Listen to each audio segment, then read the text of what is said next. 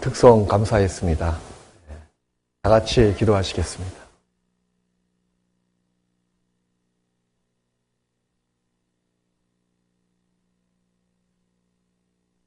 저희들에게 오늘 하루의 삶을 허락해 주시고 성경을 배울 수 있는 시간과 마음을 주신 것 정말 감사드립니다.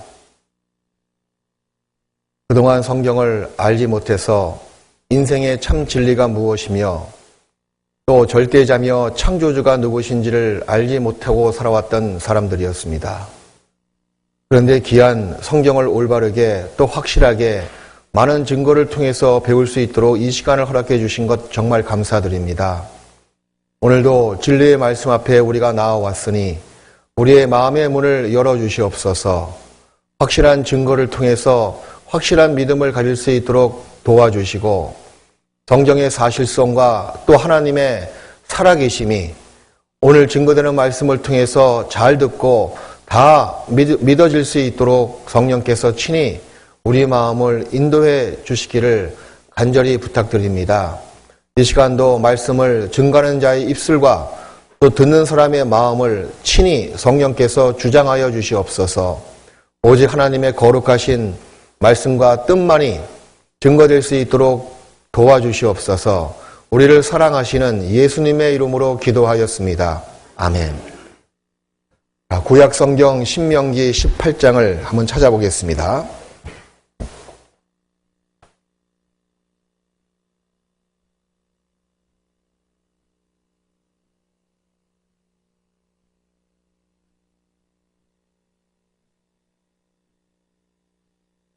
구약성경 신명기 18장, 구약성경 291페이지를 보겠습니다.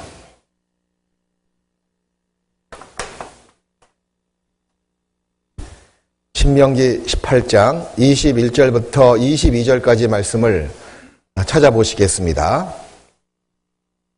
신명기 18장 21절부터 22절까지 말씀을 제가 천천히 읽어 올리겠습니다. 내가 혹시 심중에 이르기를 그 말이 여호와의 이르신 말씀인지 우리가 어떻게 알리어 하리라. 만일 선지자가 있어서 여호와의 이름으로 말하니래 증언도 없고 성취함도 없으면 이는 여호와의 말씀하신 것이 아니요 그 선지자가 방자의 한 말이니 너는 그를 두려워 말지니라. 이 성경은 바로 하나님을 증거하고 있는 책입니다. 그리고 이 성경은 모든 백성, 모든 사람의 언어로 다 번역이 돼서 땅끝까지 전파가 되었습니다. 그래서 우리가 성경을 알지 못해서 하나님을 알지 못했습니다. 하나님을 알지 못했기 때문에 올바른 믿음을 가질 수 없습니다. 라고 핑계댈 수가 없습니다.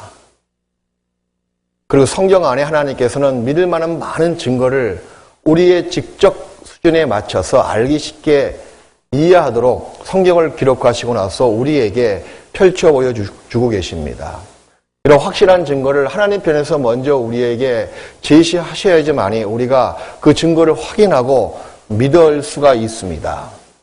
아무런 증거 없이 믿으라고 요구하신다면 우리가 하나님 앞에서 뭔가 대왕할 수 있을 것 같아요. 제가 어떻게 믿겠습니까? 믿고 싶어도 증거가 있어야지 믿을 수 있는 거 아니겠습니까? 라고 반항할 수가 있겠지만, 핑계댈 수가 있겠지만, 먼저 하나님께서 우리에게 성경 안에 창조의 증거들, 또 과거에 있었던 역사적인 증거를 성경을 통해서 많이 말씀하시고 나서 우리가 오늘 이 현재 살아가면서 과거의 그 사건들이 우리 시대에 이루어졌다는 그 증거를 우리가 많은 증거 자료와 말씀을 통해서 확보할 수가 있었던 겁니다. 이 말씀이 정말 여호와의 말씀인지 아니면 사람이 자기 마음대로 소설책을 쓰듯이 방자의 한 말인지 우리가 어떻게 알리요? 라고 물어볼 수가 있겠지만 그 질문에 대해서 하나님께서는 반드시 하나님의 말씀에는 증언이 있고 그리고 성취함이 있다고 말씀하셨습니다. 증언의 뜻은 이런 내용을 갖고 있는 거예요. 성경 속의 과거의 사건들이 우리 살고 있는 현재에 사실로 다 입증된 것들. 우리가 어저께 비록 짧은 시간이지만 고대에 있었던 놀라운 사건들, 두 가지 사건을 공부해 봤습니다. 에덴 동산에 대한 이야기, 사람과 처음 살았던 그 장소에 대해서 우리가 성경을 통해서 살펴보았죠. 성경은 자세하고 분명하게 확실하게 우리에게 에덴 동산의 위치에 대해서 또 에덴 동산에 대해서 모습에 대해서 성경은 우리에게 말씀하셨습니다. 그리고 훗날 우리 시대의 그 모든 성경에 나타난 그 사건들을 한번 조사해 봤더니 사실로 입증이 된 거예요. 이것이 증언입니다. 그리고 더 나아가서는 노아 홍수에 대한 엄청난 심판의 사건, 과거 세상은 물심판이 반드시 있었거든요. 전 세계적으로 홍수가 났다는 그 전설과 그리고 여러 가지 증거, 또 전해오는 이야기, 그리고 지금도 그 노아 방주는 그 아라랏산에 지금도 머물러 있습니다.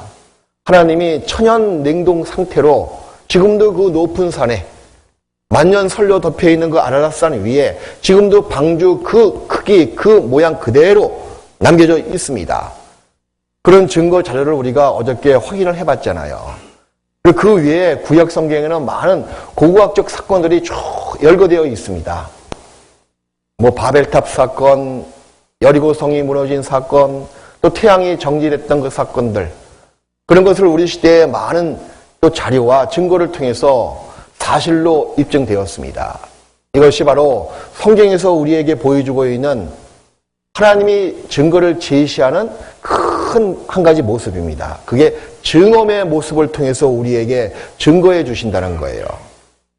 그리고 하나님의 말씀에는 증언이 있고 그 다음에 성취함이 있다. 성취함. 성취함의 뜻은 이런 겁니다. 예언이 이루어졌다는 증거예요. 성경은 거의 약 3분의 2 정도 이상의 그 말씀이 기록된 시점으로 봐서 거의 예언의 형식을 가지고 성경은 말씀하셨습니다. 우리가 보기에는 그 모든 성경의 예언의 말씀이 70% 이상 다 이루어졌다는 마지막 시대에 살고 있지만 성경을 기록했던 그 시점에 봐서는 거의 모든 부분이 다 예언으로 다 가득 차 있는 말씀이었거든요. 또 누가 이렇게 이야기합니다. 성경은 참된 예언이라고. 왜 그런가 물어봤더니 참된 예언이 예언답게 우리에게 보여주기 위해서는 5가지 필요 충분 조건을 갖고 있어야 된다는 거예요. 이 5가지 필요 충분을 갖고 있어야지만이 예언이라고 누구든지 다 객관적으로 믿을 수가 있다고 이야기합니다. 그런데 성경은 참된 예언이다. 참된 예언이 예언답게 우리에게 보여주기 위해서는 5가지 필요 충분 조건을 충분히 갖고 있습니다. 그 중에 첫 번째 조건이 뭐냐면 예언이 예언답게 우리에게 알려지기 위해서는 말 그대로 예언은 말이에요. 이루어진 이 일을 이야기하는 것은 예언이 아니잖아요. 그죠? 그 일이 이루어지기 전에 먼저 그 일에 대해서 많은 사람들에게 고지가 돼야지만이 예언이라고 볼 수가 있는 거예요. 이해하시죠? 아무런 말 없이 그 사건이 이루어지면 예언이 성취됐다고 누가 인정할 수가 있겠냐 그 얘기예요. 인정할 수가 없는 겁니다. 한 가지 예로 구약에는 하나님이 인간의 몸을 입고 세상에 오실 것이다. 그런 예언이 말이에요. 창세기 3장부터 쭉 나와 있는 거예요. 수천 년 전부터 하나님이 사람의 모양으로 세상에 오실 것이다. 메시아로 오실 것이다. 그리스도가 돼서 오실 것이다.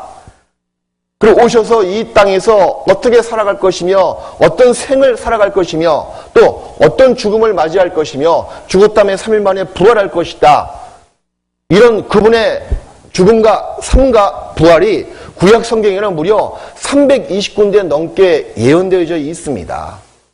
아주 그것도 자세하게 나와 있는 거예요. 그렇게 많은 사람들에게 메시아의 예언에 대해서 알려줬습니다. 물론 그 말씀을 잘 알고 있는 유태인들은 철미하게 믿고 의지하고 왔거든요. 그리고 그 예언대로 예수님께서 세상에 오셨습니다. 그 예언이 성취된 거잖아요. 이렇듯 예언은 먼저 그 일이 이루어지기 전에 많은 사람들에게 알려져야만 된다는 거예요. 이게 첫 번째 필요 충분 조건입니다. 두 번째는요. 두 번째 필요 충분 조건은 뭐냐면 아주 자세하게 나와 있어야 된다는 거예요. 자세하고 분명하고 확실하게. 얼렁뚱땅 대충 하는 예언은 진짜 참된 예언이 아닙니다. 예를 들어서 앞으로 한 50년 후면은 지금 올해 2016년이잖아요. 2066년 3월 9일 오후 6시부터 8시까지 3월달인데 불구하고 한방눈이 이 광명 도시 안에만 3cm가 내릴 것이다 라고 누가 예언했습니다. 그리고 50년 지난 다음에 보니까 그 예언대로 그 전에 한 그 말대로 그대로 다 이루어졌다면 그건 참된 예언이에요. 뭐 대충 50년 후에 3월달에 광명에 눈이 올 것이다. 그건 예언이 아니다 그 얘기예요. 더 자세하고 확실하고 분명하게. 근데 성경은 놀랍게도 자세하고 분명하고 확실하게 그 모든 예언의 형식을 갖추고 우리에게 먼저 알려지고 있는 책입니다. 근데 그것도 이제 오늘 말씀을 잘 들어보시면 충분히 이해하실 겁니다. 또한 세 번째 필요 충분 조건은 뭐냐면 그 예언을 한 그때부터 많은 시간이 흘러서 그리고 그 일이 이루어져야 된다는 거예요. 네? 학교 수학 선생님이 아이들한테 이렇게 이야기합니다. 올 상반기 기말고사에는 이 수학 문제가 나올 것이다 하고 자기 딴은 예언이라고 이야기했습니다. 그 예언이 아니에요. 또 자기가 가서 자기가 또 그 문제를 내면 그게 무슨 예언이라고 이야기할 수가 있어요. 시간이 그렇게 짧은 시간 동안에 이루어질 것을 이야기하고 있는 것은 예언이 아닙니다. 예언은 충분히 예언한 사람이 죽고 100년이 지나고 1000년이 지나고 수천 년이 지난 다음에 그 예언이 이루어졌다면 그건 참된 예언이 될 수가 있는 거예요.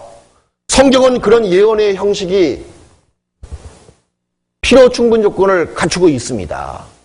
3500년 전부터 2700년 전부터 심지어는 1900년 전까지 앞으로 이 세상에 대한 예언의 말씀이 자세하고 분명하게 나와 있는 거예요. 그 3500년 전부터 앞으로 이스라엘이 환란을 당하고 또 이스라엘이 회복될 거고 또 이스라엘이 큰 나라가 될 것이다. 이런 한 나라의 운명에 대해서 성경은 3500년 전부터 자세하게 예언되어져 있습니다. 이렇듯 예언한 사람이 죽고 몇 세대가 지나고 수백 년, 수천 년이 지난 다음에 이루어졌다면 그건 참된 예언이라고 볼 수가 있다 그 얘기예요. 네 번째 필요 충분 조건은 뭐냐면 그 예언의 내용이요. 사람의 능력을 초월해야 된다는 거예요. 자기가 이야기하고 나서 자기가 할 수 있으면 그건 예언이 아닙니다. 그리고 한 내용이 사람의 지혜와 사람의 능력으로 이루어지게끔 되는 것은 그 예언이 아니에요. 신적인 능력과 신적인 지혜가 들어가 있는 내용을 담고 있어야지만이 그것이 예언이라고 말씀드릴 수가 있는 겁니다. 또 마지막 다섯 번째, 이것이 없으면요 예언이라고 말씀드릴 수가 없는 거예요. 첫 번째부터 네 번째까지 다 완벽하게 구배가 됐습니다. 근데 다섯 번째 필요 충분 조건이 빠져 있으면 예언이라고 증명해 보일 수가 없습니다. 그 다섯 번째가 뭐냐면 성취된 증거를 확보하고 있어야 된다는 거예요. 성취됐느냐 안 됐느냐, 성취가 안 됐으면 그 모든 네 가지 필요 충분 조건을 갖추고 있어도 참된 예언이다라고 이야기하기가 뭔가 부족하다 그 얘기예요. 이루어져야지만이 그때 한 그 예언이 정말 참 예언이 맞구나. 성경이 그래서 이 모든 다섯 가지 필요 충분을 갖추고 있는 참된 예언의 말씀입니다. 그래서 우리가 방금 우리 본문 말씀 읽은 것처럼 여호와의 말씀에는 증언도 있고 또 무엇이 있다고요? 성취함도 있다고 말씀하시는 거예요. 잘 들으시는데 초반부터 조시는 분이 있어서 안 되겠습니다. 우리 손 한번 들어보세요. 여기가 공기가 좀 건조해서 그럴 거예요. 아마 뒤로 한번.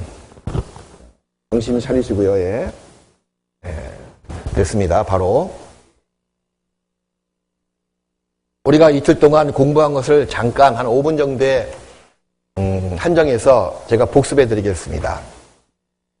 성경은 하나님의 영감으로 기록된 성경이고 그리고 성경 안에는 많은 믿을 만한 증거를 갖고 있으며 그리고 하나님께서는 신다운 모습을 우리에게 네 가지 증거로서 보여주셨다고 말씀을 드렸습니다. 네 가지 증거는 뭐였습니까? 시간과 공간을 초월하신 하나님, 모든 것을 다 아시고 모든 것을 다 행할 수 있고 모든 곳에 계시는 하나님께서 과거 역사를 이 성경을 통해서 우리에게 말씀해 주시는 거예요. 또 어저께 비록 짧은 시간이었지만 과거 역사의 큰 굵직굵직한 사건을 우리가 잠깐 공부를 해봤습니다. 그것이 사실로 입증됐고요. 그리고 하나님은 시간을 초월하신 분이시기 때문에 그 옛날부터 후레사, 훗날에 이루어질 그 사건을 미리 예언하시고 또 미래사를 우리에게 성경을 통해서 보여주시는 분이십니다. 하나님은 미래를 정확히 아시는 분이세요. 그래서 아까 말씀드린 대로 성경은 참된 예언의 형식을 갖고 있을 수밖에 없습니다. 그리고 하나님은 우리 사람들에게 복을 줄 수 있는 분이시고 반면에 저주와 또한 화를 줄 수 있는 분이신 거예요. 그래야지만이 하나님이 살아계심을 우리가 믿을 수가 있습니다. 온 우주 만물을 말씀으로 창조하셨던 하나님, 창조의 증거를 성경을 통해서 우리에게 자세하게 보여주셨던 그 하나님이 지금도 안 살아계시면 우리에게 무슨 유익이 되겠어요? 신을 섬긴다고 경배하고 있지만 그 경배를 받는 그 대상이 생명이 없고 살아있지 않으면 그건 신이 아니다 그 얘기예요. 우상에 불과한 겁니다. 예? 우상의 뜻은요, 자기가 신이 아님에도 불구하고 신처럼 사람들에게 대접을 받는 것, 그게 우상의 진짜 뜻이거든요. 하나님이 우상으로 바뀌었을까요? 그 말은 뭐냐면 하나님이 지금 죽어 계실까요? 독일의 철학자 니체는 신은 죽었다고 이야기했지만 정말 그 철학자의 말대로 우리 시대에 신은 죽고 안 계실까요? 다시 말씀드리면 우리가 어저께 그저께 공부했습니다. 창조하셨던 그 하나님, 그리고 과거 역사를 시작하시고 주관하셨던 그 하나님이 지금 내가 살고 있는 2016년 지금 현재 그 하나님이 지금도 살아계실까요? 아니면 누구 말대로 죽고 안 계실까요? 만일에 죽고 안 계신 것이 확실하면 우리가 교회당에 왜 나옵니까? 성경을 왜 공부합니까? 우리가 왜 기도합니까? 그건 다 한낱 쓸데없는 행동에 불과하다 그 얘기예요. 하나님이 지금 정말 살아계실까요? 아니면 죽고 안 계실까요? 그 진위 여부를 우리가 어떻게 알아볼 수가 있을까요? 그런 명제 앞에 우리가 오늘 이 시간 맞이한 겁니다. 오늘 이 시간의 주제는 하나님은 살아계십니다. 그 놀라운 그 명제 앞에 우리가 살아계심의 증거를 한번 확인해 보자는 거예요. 부디 오늘 비록 2시간 정도 끝나고 나가실 때 마음속에 말입니다. 성경은 사실이고 하나님은 살아계시는구나. 그거 하나만 탁 믿어주고 나가시면 그 사람은 오늘 말씀을 정말 성공적으로 잘 들으신 거예요. 저도 되도록이면 여러분들의 이해력을 좀 높이기 위해서 알기 쉽게, 그리고 모든 제가 갖고 있는 지혜를, 지혜도 없는 사람이지만요, 지혜를 총동원해서 좀 알기 쉽게 말씀을 드릴게요. 자, 오늘의 주제가 뭐라고요? 하나님은 살아계시다. 이 놀라운 진리를 우리가 어떻게 받아들일까? 분명히 제가 계속 재차, 3차 언급하고 있는 말이 있습니다. 우리가 믿음을 얻기 위해서는 반드시 먼저 알아봐야 되고, 그 알아보는 것 내용이 확실한 사실로 입증된 증거를 갖고 있어야 된다는 거예요. 확실한 증거를 알아보고 나서 그것이 내 마음에 이해되면 믿어진다는 거죠. 자, 하나님의 살아계심이 어떻게 우리가 믿을 수가 있을까요? 나한테 증거를 달라고 얘기해요. 성경은 증거하고 있습니다. 그리고 지금도 현재 존재하고 있는 이스라엘의 백성과 그 백성의 역사를 통해서 오늘 여러분들에게 하나님은 살아계시단다. 그래서 인생들에게 화도 줄 수 있고 복도 줄 수 있는 분이시란다 라는 것을 우리에게 증거하고 있습니다. 바로 이스라엘의 역사가, 이스라엘의 백성들이 우리 앞에 산 증인으로서 우리에게 증거하고 있습니다. 그래서 하나님께서는 이스라엘의 역사를 통해서 살아계신 하나님을 우리에게 제시하시기를 원하십니다. 이사야 43장도 보겠습니다.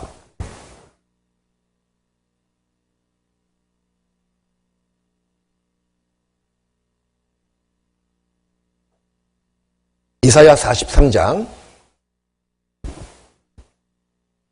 구약성경 이사야 43장. 이사야는 지금으로부터 약 2700년 전에 이스라엘 땅에 살았던 하나님의 선지자입니다. 앞으로 이사야 이름을 가끔 들으실 거예요. 이사야, 모세, 예레미야, 에스겔, 다니엘 다 유대인들이거든요. 근데 과거에 실존했던 그 인물들이에요. 하나님의 영감을 받아서 이 성경 말씀을 기록했던 기자이기도 합니다. 이사야 43장 1절을 보겠습니다. 1절을 제가 천천히 읽어드릴게요. 구약성경 1018페이지입니다. 야곱아 너를 창조하신 여호와께서 이제 말씀하시느니라. 이스라엘아 너를 조성하신 자가 이제 말씀하시느니라. 너는 두려워 말라. 내가 너를 구속하였고 내가 너를 지명하여 불렀나니 너는 내 것이라. 하나님이 많은 백성 중에서 이스라엘 민족을 지명해서 불렀다고 말씀하셨습니다. 그리고 너는 내 것이라 라고 말씀하신 거예요. 그래서 이스라엘은 선택받은 선민 사상을 갖고 있는 거예요. 누구에게? 창조주 하나님에게 우리 백성만 선택받았다. 그런 선민 사상 우월주의를 지금도 갖고 있습니다. 그리고 그 밑에 보십시오. 43장 10절. 선택한 그 목적이 나와 있는데 이런 이유 때문에 이스라엘 백성을 선택하신 거예요. 43장 10절을 보겠습니다. 나 여호와가 말하노라. 그럼 너희는 누굴까요? 그럼 앞에 나와 있는 이스라엘 백성. 자, 야곱 족속, 유대인, 이스라엘, 히브리인, 강 건너 온 백성, 이게 다 같은 뜻입니다. 한 나라 백성, 한 나라 이름을 그렇게 성경은 부르고 있습니다. 야곱 그러면 이스라엘을 이야기하고 있고, 그리고 선민 그러면 이스라엘 백성을 지칭하고 있는 거예요. 그래서 43장 10절 말씀에 나 여호와가 말하노라. 너희는 이스라엘 백성은 하나님의 증인, 나의 하나님의 종으로 택함을 입었나니 이는 너희로 나를 알고 믿으며 내가 그인 줄 깨닫게 하려 함이라. 나의 전에 지음을 받은 신이 없었느니라. 나의 후에도 없으리라. 바로 이스라엘 백성만이 하나님을 증거하는 백성들입니다. 한국 사람은요, 여호와의 증인이 될 수가 없는 거예요. 우리 시대에 오라고 부르지 않았는데 바쁘게 오시는 분들 많이 있잖아요. 둘이서 꼭, 그죠? 여호와의 증인들입니다. 한국 사람은 여호와를 증거하는 백성이 아니에요. 유대인들이, 이스라엘 백성들이 하나님의 살아계심을 많은 이방 사람들에게 증거하고 있는 겁니다. 하나님 보시기에는요, 세상에 두 부류의 사람밖에 안 사는 거예요. 한 부류의 사람은 선택받은 선민, 이스라엘 백성들. 또 한 부류는요, 그거 말고 기타 등등 이방인들. 이 방 안에 있는 사람들, 그런 뜻이 아닙니다. 이방인들, 우리 한국민들. 다른 모든 유태인 말고 다른 백성, 다른 족속의 모든 사람을 통틀어서 성경은 이방인이라고 이야기하고 있습니다. 여러분들은 선민이 아니고 이방인들입니다. 특별히 하나님께서는 이스라엘 백성을 선택했습니다. 선택하신 목적은 뭐냐면 하나님을 증거하기 위해서. 그럼 누구에게 증거하냐? 그 얘기 누구에게? 바로 우리 이방인들에게. 한국 사람들아 봐라. 저 이스라엘 백성의 역사를 봐라. 하나님이 지금도 살아 계시단다. 그걸 여러분들에게 보여주기 위해서 하나님이 이스라엘 백성을 선택하신 거예요. 자, 앞에 있는 화면을 잠깐 좀 알기 쉽게 여러분들에게 설명해 드리기 위해서 좀 자료를 만들어 봤습니다.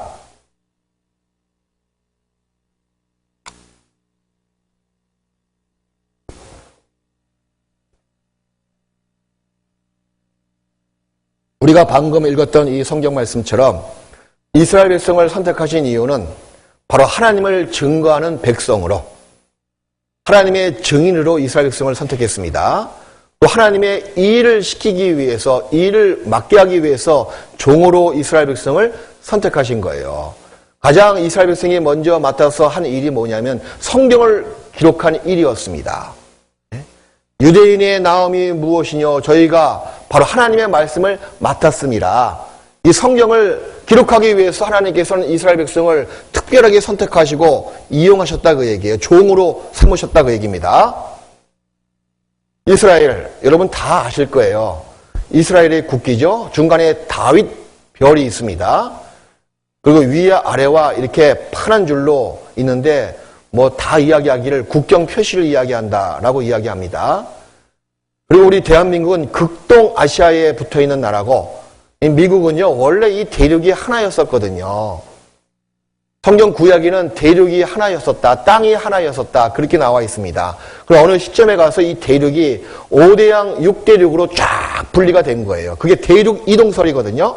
근데 성경은 놀랍게도 대륙이 이동됐다고 구약에 곳곳에 나와 있었습니다. 원래는 다 하나의 땅이었기 때문에 이 미국은 섬나라라고 성경도 이야기했습니다. 그 서쪽에 위치한 나라죠. 그럼 세상 중앙은 어딜까요? 땅이 하나였었다면 세상 중앙이 어딜까요? 바로 이스라엘 땅에 있는 그 지역입니다. 그 옆에 있는 바다가 어떤 바다예요? 지중해. 지구 중앙에 있는 바다다. 바로 그 옆에 있는 그 땅이 에덴 동산의 옛날 자리였었잖아요. 세상 중앙에 그 동산을 하나님께서 창설하시고 그리고 거기에 지금 위치하고 있는 나라가 이스라엘의 나라입니다.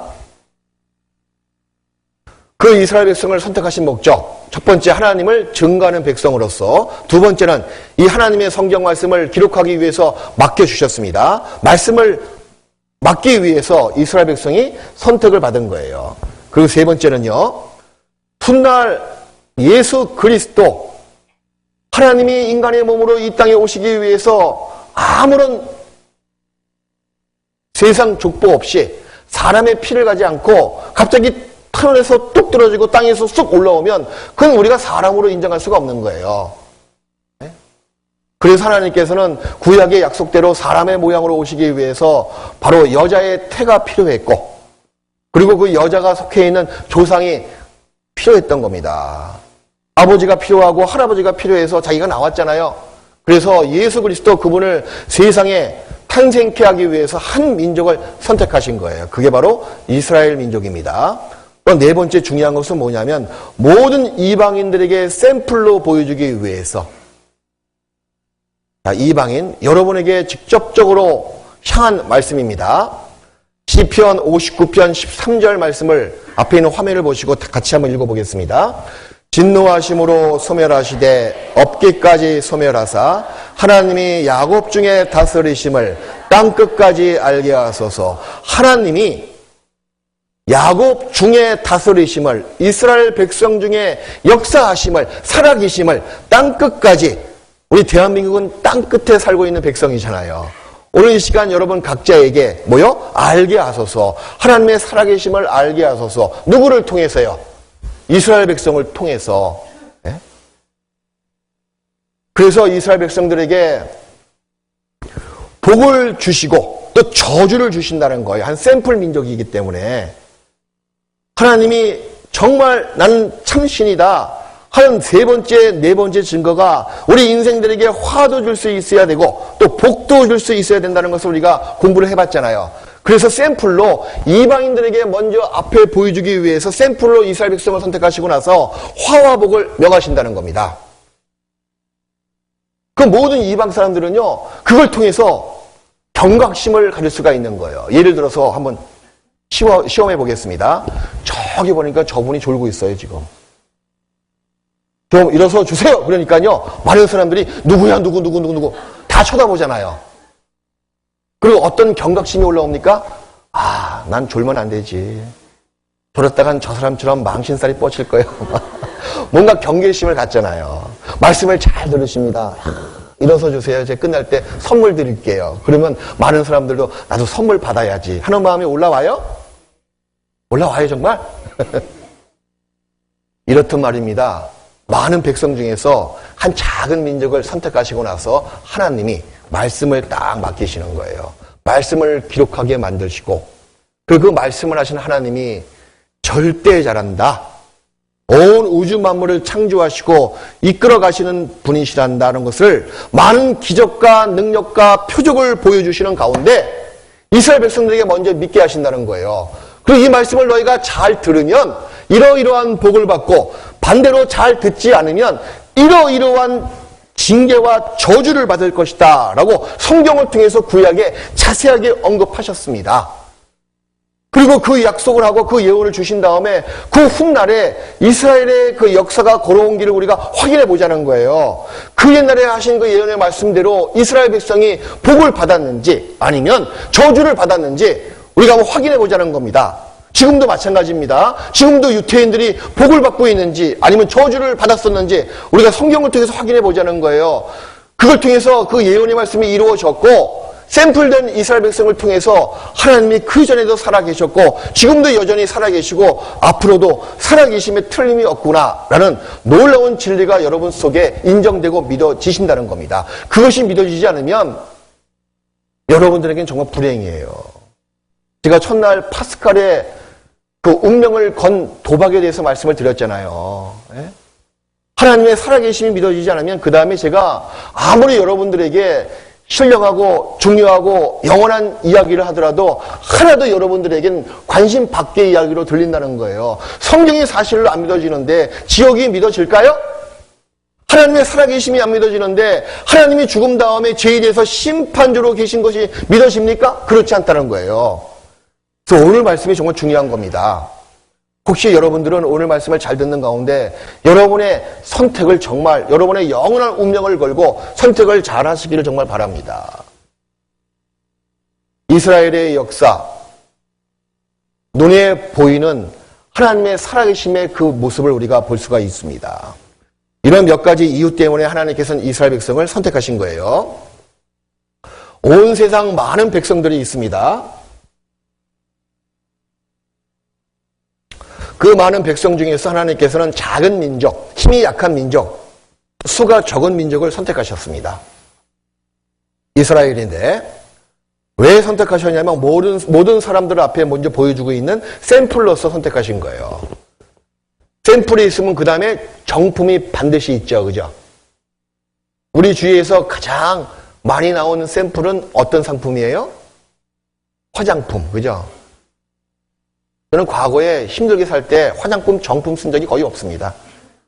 샘플 쓰다가 뭐 살아갈 수도 있더라고 보니까. 하도 많으니까. 근데 샘플의 그 성향, 샘플의 내용이나 구성물은 그 다음에 나올 정품의 그 내용물과 똑같다 그 얘기예요. 틀리면 안 되겠죠. 바로 실물은 누구냐 그 얘기예요. 실물은 바로 각자 여러분들을 이야기하고 있습니다. 이스라엘의 그 운명적인 모습은 훗날 내가 닥칠 나의 운명을 먼저 보여주고 있는 거예요. 하나님 말씀을 잘 순종했을 때 저런 복을 받았구나. 마찬가지로 여러분도 구원을 받으면 큰 복을 받는다는 것을 미리 보여줄 수가 있습니다.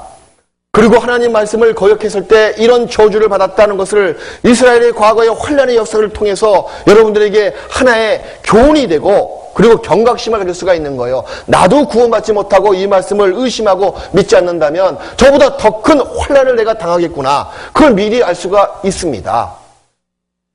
그런 실물 교훈으로 하나님께서는 이스라엘 백성을 선택하신 거예요. 이걸 아주 정확히 하셔야 된다는 겁니다. 오늘 이 시간은 여러분들에게 세계, 정치, 경제, 문화, 유태인의 모습, 그것을 하나님 지식적으로 제가 전수하기 위해서, 물론 제가 아는 것도 없습니다. 물론 듣다 보면 많은 상식이 많이 알게 될 거예요. 그것이 진짜가 아니에요. 진짜 중요한 것은 뭐냐 하면, 이스라엘의 역사를 통해서 하나님이 지금도 꿈틀꿈틀 살아 계시는구나. 그런 확실한 진리가 믿어지게끔 이 시간이 준비되고 그런 초점을 향해서 제가 쭉 나갈 겁니다. 여러분들 그 초점을 정확히 하고요. 그 믿는 가운데 나가시라 그 얘기예요. 제가 어저께 말씀드렸잖아요. 공부 잘하고 있는 학생은 목적이 무엇이고 어떤 초점이 있는지를 정확히 캐치한다는 것. 근데 공부 잘하지 못하는 학생은 방황한다는 거예요. 쓸데없는 것을 많이 공부한다는 거죠. 그죠? 오늘 이 시간도 굉장히 중요합니다. 그래서 그 가운데 나는 실물이다 그 얘기예요. 그래서 이런 이유 때문에 하나님께서는 이스라엘 백성을 선택하셨습니다. 그 이스라엘의 처음에 나와 있는 역사를 우리가 잠깐 살펴볼 필요성이 있습니다. 창세기 1장부터 11장까지는요. 인류의 역사의 족보가 쭉 나와 있는 거예요. 그 가운데 우리 대한민국은 계속 역사를 거슬러 올라가면 셈족이에요. 셈족. 노아의 세 아들 중에서 첫째 아들이 셈이었거든요. 둘째 아들은 함, 셋째 아들은 야벳이었습니다. 훗날 야벳은 이 그리스, 로마, 유럽, 러시아, 북유럽 그쪽으로 쭉 퍼져나갔어요. 그리고 함은 이 에티오피아, 그 다음에 에집트, 아프리카 땅으로 쭉 후손들이 내려왔습니다. 또 셈족은 말이에요. 아시아 쪽으로 아스르족, 이란, 그 다음에 파키스탄, 인도 그 위를 건너서 몽골, 그 다음에 한국, 또 알래스카를 건너서 저기 북미 인디안족, 남미까지 쭉 그렇게 들어가게 됐던 겁니다. 그래서 우리는 셈족인데, 그리고 11장까지는 세계의 모든 백성의 족보가 나와 있고 드디어 12장부터는요. 그 많은 백성 중에서 하나님께서는 한 민족을 선택하기 위해서 한 사람을 불러일으킵니다. 그 사람 이름이 아브라함이에요. 누구라고요? 아브라함. 잠깐 창세기 12장을 보겠습니다. 12장 1절을 보겠습니다.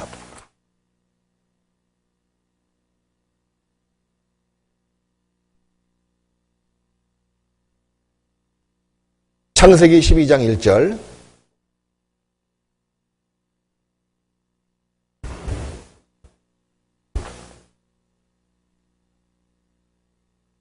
여호와께서 아브라함에게 이르시되 너는 너희 본토 친척 아비 집을 떠나 내가 네게 지시할 땅으로 가라. 하나님이 아브라함에게 지시할 땅이 지금의 팔레스타인 땅, 이스라엘 땅입니다. 가나안 땅이라고 또 일컬어집니다. 그 땅으로 들어가라고 일방적으로 지시하셨습니다.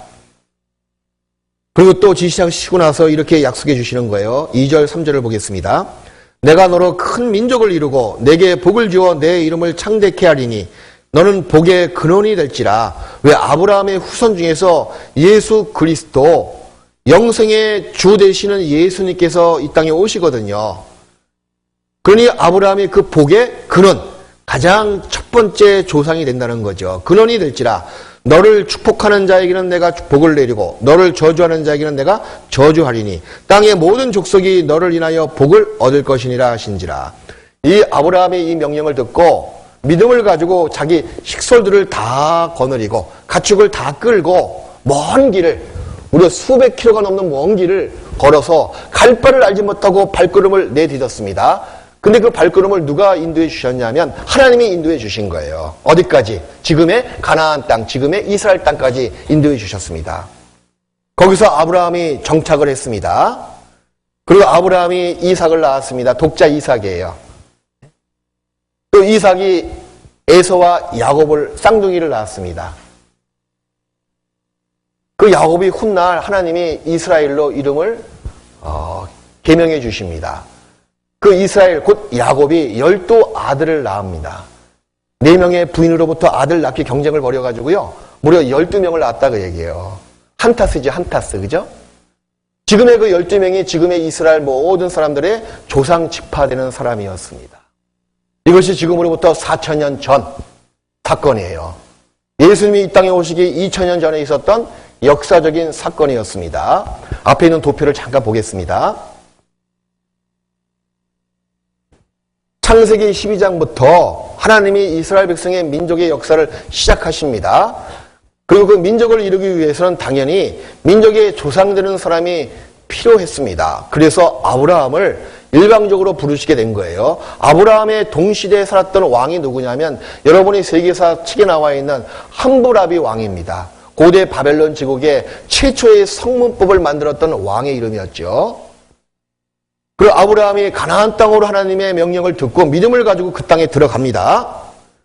이것이 바로 지금으로부터 BC 2000년 전 사건이에요. 그리고 아브라함이 계속 자손을 낳고 또 야곱이 12아들을 낳고 12아들 중에서 한 아들, 11번째 아들이 요셉이란 아들이 있는데 그 요셉이 정말 하나님을 잘 경외했던 아들이었습니다. 근데 형들이 요셉을 시기해서 요셉을 잡아서 에집트, 그 시대의 가장 강대한 나라 에집트에 종으로 팔아버립니다. 요셉이 미웠거든요. 아버지의 사랑을 독차지하고 그것이 너무 못마땅해가지고 요셉을 죽일까 하다가 죽이기는 좀 불쌍하고 그래서 종으로 그냥 팔아넘긴 거예요. 요셉이 17살에 소년의 나이에 아버지 집을 떠나서 에집트의 종으로 팔려갑니다. 근데 요셉의 발걸음마다 하나님이 함께 하셨거든요.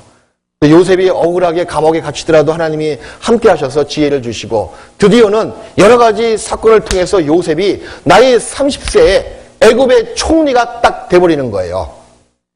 그런 이야기가 창세기에 쭉 나와 있거든요. 애굽의 총리가 돼서 보니까 저기 이스라엘 땅에 살고 있는 자기 아버지, 자기 형들 하나밖에 없는 동생이 그렇게 보고 싶었던 겁니다. 마침 그 땅에는 기근이 들어가지고 먹을 양식이 없었어요. 근데 에집트에는 총리 요셉이 지혜롭게 정치를 잘해서 먹을 음식이 많이 있었거든요. 그래서 요셉이 형들과 아버지를 모십니다. 70명이 그 에집트 땅에 들어갑니다. 이스라엘의 그 가족들이 쭉 들어가요. 들어가서 처음에는 잘 먹고 잘 삽니다. 근데 세월이 흐르니까요. 이제 요셉도 죽었죠. 형들도 죽었죠. 그리고 또 에집트의 왕조가 바뀐 거예요. 우리 한국으로 말하면 뭐 고려 왕조에서 조선 왕조로 바뀌듯이 말입니다. 왕조가 바뀌니까 전에 요셉이 자기들에게 했던 그 모든 업적을 다 잊어버리는 겁니다. 그래서 또 가만히 보니까요. 웬 강 건너 저 멀리서 들어온 히브리 백성들이 아이를 더 많이 낳는 거예요. 네? 또 반면에 에집트 자기 백성들을 보니까 인구가 점점 줄어들고 있는 겁니다. 왕이 조사를 해봤거든요. 조사를 해봤더니 에집트 부인들은 몸이 약해서 아이를 낳을 때 누가 누구를 낳고 누가 누구를 낳을까 말까 낳고 이게 출산율이 굉장히 저조한 거예요. 반면에 히브리 여인들은 아주 몸이 건강해서요. 누가 누구를 낳고 쌍둥이 낳고 몇 년 지나다 보니까 인구가 급격하게 이게 바뀔 소지를 보게 된 겁니다. 그러니까 큰 겁이 나잖아요. 아니 이민족들이 들어와서 더 인구가 많아지면 어떻게 됩니까? 주인이 바뀔 수가 있다 그 얘기예요. 그래서 에집트 왕이 하룻밤 사이에 졸지에 이스라엘 백성들을 노예로 다 삼아버린 겁니다. 네? 이제 너희들은 성을 짓고 그 벽을 쌓고 벽돌을 만들라. 그래서 이스라엘 백성들이 에집트에서 무려 400년 넘게 종살이하게 되었던 겁니다. 그게 이스라엘 역사에 나와 있고 세계사 역사에 나와 있는 거예요. 보십시오. 자기들이 믿고 있는 신의 선택을 받아서 선민 사상이 있고 우월주의가 있는데 그런 이스라엘 백성들이 남의 나라에 들어가서 종살이하고 있으니 얼마나 서글프겠어요. 이럴 수가 있을까? 우리 하나님이 어디 계십니까? 하나님이 계시면 우리를 구원하십시오. 우리의 처지를 보십시오. 이게 뭡니까? 라고 울부짖었습니다. 그래서 하나님께서는 그 기도를 들어주시고 한 사람을 구원자로 보내주십니다. 그 사람이 누구냐 하면 성경을 처음으로 기록한 모세예요. 모세. 누구라고요? 모세. 창세기, 출애굽기, 레위기, 민수기, 신명기. 모세가 기록한 5개의 성경입니다. 그 모세 오경이라고 해요. 다른 말로 토라라 이야기합니다. 그 모세가 지금으로부터 3,500년 전에 살았던 실존 인물인데 모세가 하나님의 부르심을 받고 이스라엘 백성을 에집트에서 구출해서 가나안 땅으로 들어가기 위해서 구원자로 에집트 왕 앞에 나아갑니다. 그리고 이렇게 이야기하는 거예요. 그 에집트 왕이 파라오인데 성경은 바로라 나와 있는 거예요. 바로시여, 우리 이스라엘 백성을 낳아주십시오. 우리 이스라엘 백성은 하나님만 섬기는 백성이니까 하나님을 섬기기 하기 위해서 우리 옛날 고향 땅으로 들어가게 해 주십시오. 라고 간청을 했더니 바로가 마음이 강팍해서요. 듣지 않는 겁니다. 우리 에집트에도 신이 많이 있는데 우리 신을 섬기지 너희 신이 별볼이 있냐. 우리 신을 섬겨라 하고 마음을 강팍하게 해서 이스라엘 백성을 놔주지 않는 겁니다. 그래서 하나님께서는 에집트 땅에다가 10가지 재앙을 쫙 내리는 거예요. 첫 번째, 물이 피가 되는 재앙. 그리고 이 메뚜기, 흑암, 악질, 독정, 이렇게 10가지 재앙을 쫙 내리고, 그래도 바로와 그 신하들이 마음에 강팍해서 이스라엘 백성을 안 놔주는 겁니다. 마지막 재앙이 뭐냐면, 장자 죽이는 재앙이에요.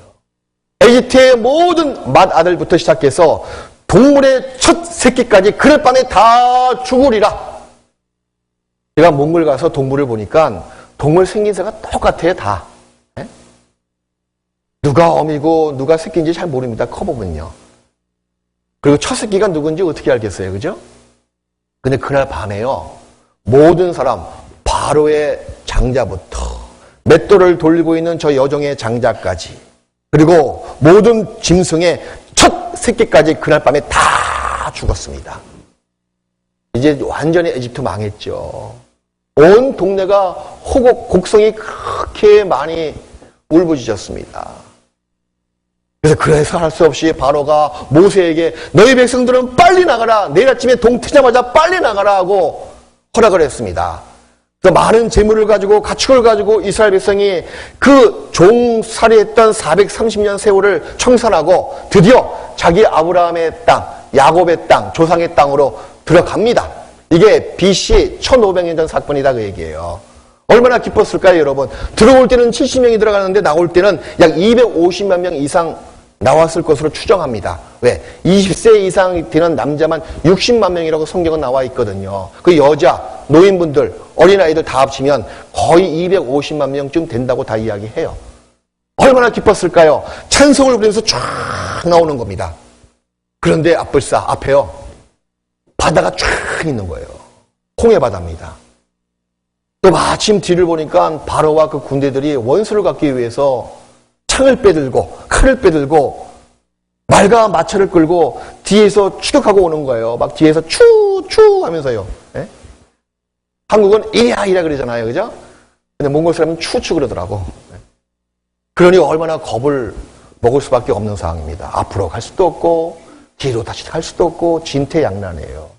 그때 이스라엘 백성이 모세를 원망했습니다. 모세야, 우리를 그냥 에집트에 가만히 놔뒀으면 그런 대로 종살이 하고 있었지만 죽지 않았을 텐데 왜 우리를 광야까지 끌고 와서 이렇게 죽게 만드는 거 하고 원망했습니다. 그때 모세가 유명함을 하는 거예요. 야, 이스라엘 백성들아, 가만히 서서 하나님의 구원하심을 보라. 이게 중요합니다. 믿음은요, 보는 거예요. 믿음은 자기 마음을 의지하고 자기 능력을 의지하는 게 믿음이 아닙니다. 믿음은 하나님을 바라보는 거예요. 네? 자기 안에 능력이 있는지 없는지 그걸 알아보는 것이 믿음이 아닙니다. 믿음은요, 하나님이 하실 수 있는지 못하시는지 그걸 확인해 보는 것이 믿음이다 그 얘기예요.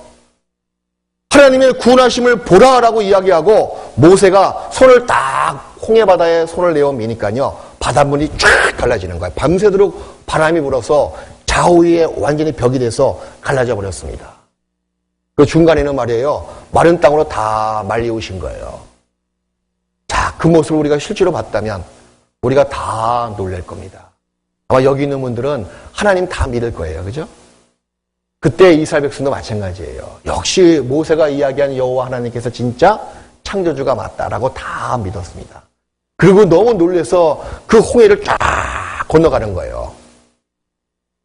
그 모습을 잠깐 보겠습니다. 지금 제가 한 10분 동안에 400년 역사를 다 말씀드린 거예요. 네? 창세기부터요, 출애굽기 거의 14장까지 쭉 말씀을 드린 거예요. 자, 모세가 10가지 재앙을 내렸고 홍해를 통과하게 된 겁니다. 이거 잠깐 보겠습니다. 이거 갑시다. 여기가 이스라엘 땅이고요. 그리고 그 밑에 지역이 에집트 땅인데 중간에 시나이 반도가 있고 홍해가 시나이 반도 옆에 두 개가 쭉 나 있는 거예요. 지금부터 4,000년 전에 이 이스라엘 백성이 에집트에 내려가서 무려 400년 넘게 종살이하고 나서 지금으로부터 3,500년 전에 모세가 인도자가 돼서 에집트에서 나옵니다. 이런 숲곳, 여기서 살다가 이 길을 통해서 홍해 바다까지 이르게 된 거예요. 여기까지. 여기가 아라비아 반도죠. 그 옛날 구약에 나와 있는 미디안 땅입니다. 미디안 땅. 여기 보니까 이 지역이 누웨이바인데 여기가 누웨이바거든요. 여기가 큰 평야예요. 약간. 그러니까 200만 명이 충분히 대기할 수 있는 장소입니다. 누웨이바의 뜻을 보니까 놀랍게도 모세가 바닷길을 열었다. 그런 뜻을 갖고 있는 거예요. 누웨이바.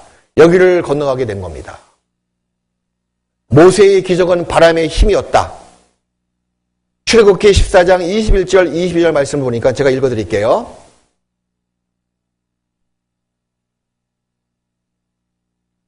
모세가 바다 위로 손을 내어민데 여호와께서 큰 동풍으로 밤새도록 바닷물을 물러가게 하시니 물이 갈라져 바다가 마른 땅이 된지라. 이스라엘 자손이 바다 가운데 육지를 행하고 물은 그들 좌우에 벽이 되니 이렇게 하나님께서 능력을 행해 주셨습니다. 모세죠. 영화를 스크랩처해서 이렇게 보여드릴게요. 이런 식으로 바닷물을 쫙 가르게 된 거예요. 그리고 이스라엘 백성은 그 중간에 난 길을 따라서 저쪽으로 옮기게 됐던 겁니다. 그런데 그 뒤에 애굽 사람들과 바로의 말들, 병거들과 그 마병들이 다 그 뒤를 쫓아 바다 가운데로 들어오는지라. 저는 이때 바로의 그 마음을 좀 묵상을 해봤습니다. 아니, 앞에 나와 있는 홍해가 딱 갈라진 그 모습을 봤을 때 나 같으면 들어가겠어요? 안 들어가겠어요? 아니, 나 같으면 저 이스라엘 백성이 믿는 여호와가 진짜 신이다. 그 100% 믿고 들어가면 죽는 것을 금방 알 수가 있잖아요. 어떻게 신과 싸울 수가 있습니까? 그죠?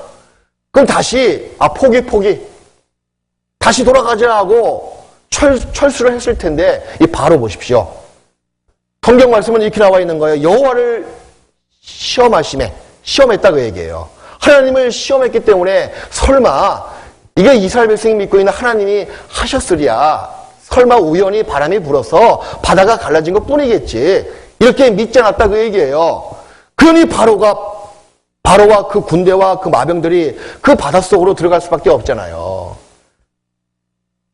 혹시 이런 사람이 있으면 정말 큰일 납니다. 지금도 우리 시대에 바로 같은 마음을 갖고 있는 사람이 있어요. 이렇게 많은 증거를 계속해서 펼쳐 제시하고 있는데 불구하고 끝까지 의심이 있는 거예요. 설마 사실이랴? 설마 성경이 사실이야? 하나님이 살아계시대? 아니야. 난 모르겠어. 난 별로 믿고 싶지 않아. 일부러 의심하는 마음을 갖는 거예요. 이 바로도 마찬가지였을 겁니다. 그러니까 자기 군대와 함께 들어가는 거예요. 들어갔습니다. 어떻게 됐을까요? 그 반대편에서 다시 모세가 손을 다 밀어내니까 보십시오. 물이 다시 흘러 병거들과 기병들을 덮되 그들의 뒤를 쫓아 바다에 들어간 바로의 군대를 다 덮고 하나도 남기지 아니하였더라. 다 죽었어요, 안 죽었어요? 바로 죽었어요, 안 죽었어요? 성경은 하나도 남기지 않고 다 죽었더라고 나와 있습니다. 이렇게 완전히 다 전멸당한 거예요. 물에 빠져가지고 익사됐다 그 얘기죠. 그런데 이 사건이 우리 시대의 사실로 입증됐습니다. 지금 미국의 탐험대가 그 홍해바다 밑을 한번 조사해 봤어요. 조사해 봤더니 놀랍게도 지금은 산호초가 다 덮고 있지만 다 이렇게 속을 알아봤더니 그 옛날 에집트 마차 바퀴가 계속 나오는 거예요. 이렇게. 네? 축구를 가진 이 마차 바퀴들. 그대로 남아 있습니다. 이런 모습들이에요. 에집트 카이로 박물관에 가보잖아요. 그러면 몇천 년 된 그런 유물들이 쫙 전시되어 있습니다. 복도마다 막 바위가 많이 있는데 관리도 안 해요. 바위를 봤더니 바위가 3,000년 된 바위야. 한국 같았으면요. 그런 게 아주 굉장히 많이 있어요. 아무튼 원래 역사가 너무 깊으니까 그런 것은 정말 유물로 생각도 안 하는 것 같아요. 여기 들어가서 특별한 전시관이 있는데 거기는 돈을 더 주고 들어갑니다. 왜 더 주고 들어가냐면 아주 특별한 사람들이 있거든요. 거기가 어디냐면 역대 에집트 바로의 미이라를 쫙 전시해놨거든요. 에집트 왕들은 말입니다. 부활을 다 믿었거든요. 그래서 죽자마자 살기 전부터 유언을 하는 거예요. 내가 죽으면 반드시 미이라를 만들어라. 왜? 나중에 내 영혼이 다시 돌아왔을 때 영혼의 집이 육신이 썩어서 없어지면 내가 어떻게 부활하겠느냐. 그러니까 육신을 잘 보존시키라. 그런 부활 사상을 갖고 있었던 겁니다. 그러니까 미이라를 다 만드는 거예요. 역대 미이라가 지금 이 에집트 카이로 박물관에 지금도 전시되어 있습니다. 거길 가봤더니요. 쫙 이렇게 전시되어 있습니다. 근데 자연사한 미이라하고 물에 빠져 죽은 미이라 모습이 틀리는 거예요. 그 중에 한 미이라가 모습이 틀립니다. 그리고 놀랍게도 성경에 나와 있는 모세와 동시대에 살았던 에집트 왕이었습니다. 그게 밝혀지게 된 거예요. 그것이 모세를 추적하다 죽은 왕은 누구냐? 이렇게 여러 학자들이요, 조사단을 구성해서 먼저 카이로 박물관의 그 미이라 한광구를 다 조사해 봤던 거예요. 예? 방사선 투시를 해보고 의학적으로 인체적으로 쭉 조사를 해봤더니 그 중에 한 구가 물에 빠져 죽은 미이라 맞다. 그 사람 미이라 이름이 누구냐면 19조 메르네프타 미이라. 이게 1975년도 한국일보거든요. 제가 말입니다. 대학교 들어가자마자 80년도에 이 신문 기사를 처음으로 봤어요, 제가. 제가 보고 제가 깜짝 놀랐어요. 저는 그전부터 성경을 믿고 있었던 사람이었거든요. 근데 믿긴 믿되 이런 증거 없이 그냥 믿어진 사람입니다. 근데 이런 증거를 보니까 내가 믿는 하나님이 정말 맞더라고요. 얼마나 감격했는지 제가 놀랐습니다. 그 친구들한테 이거 봐라, 이거 봐라, 이거 봐라 하면서 성경을 사실다 쭉 이야기했더니 그때 애들은 말입니다. 열이면 한 3명은 야, 그거 신기하다 그랬어요. 지금은 이거 얘기해도 한 명도 신기하다라고 이야기하는 학생 한 명도 없을 거예요, 아마. 그만큼 세월이 그렇게 많이 흘렀다. 그리고 사람 마음이 정말 강팍해졌다는 걸 알 수 있습니다. 저거 이 신문 기사 하나 가지고 제가 전도 많이 했거든요. 저도 놀라웠고. 이거 보십시오. 보통 자연사한 미이라의 모습이에요. 근데 그 다음에 나오는 미이라 보십시오. 메르네포타, 물고기에 뜯겨 먹은 이 기를 갖고 있는 왕이었습니다. 물에 빠져 죽은 사람, 누가 왕인지 누가 종인지 알 게 뭐야, 그죠? 막 뜯어 먹어야죠. 눈썹 보십시오.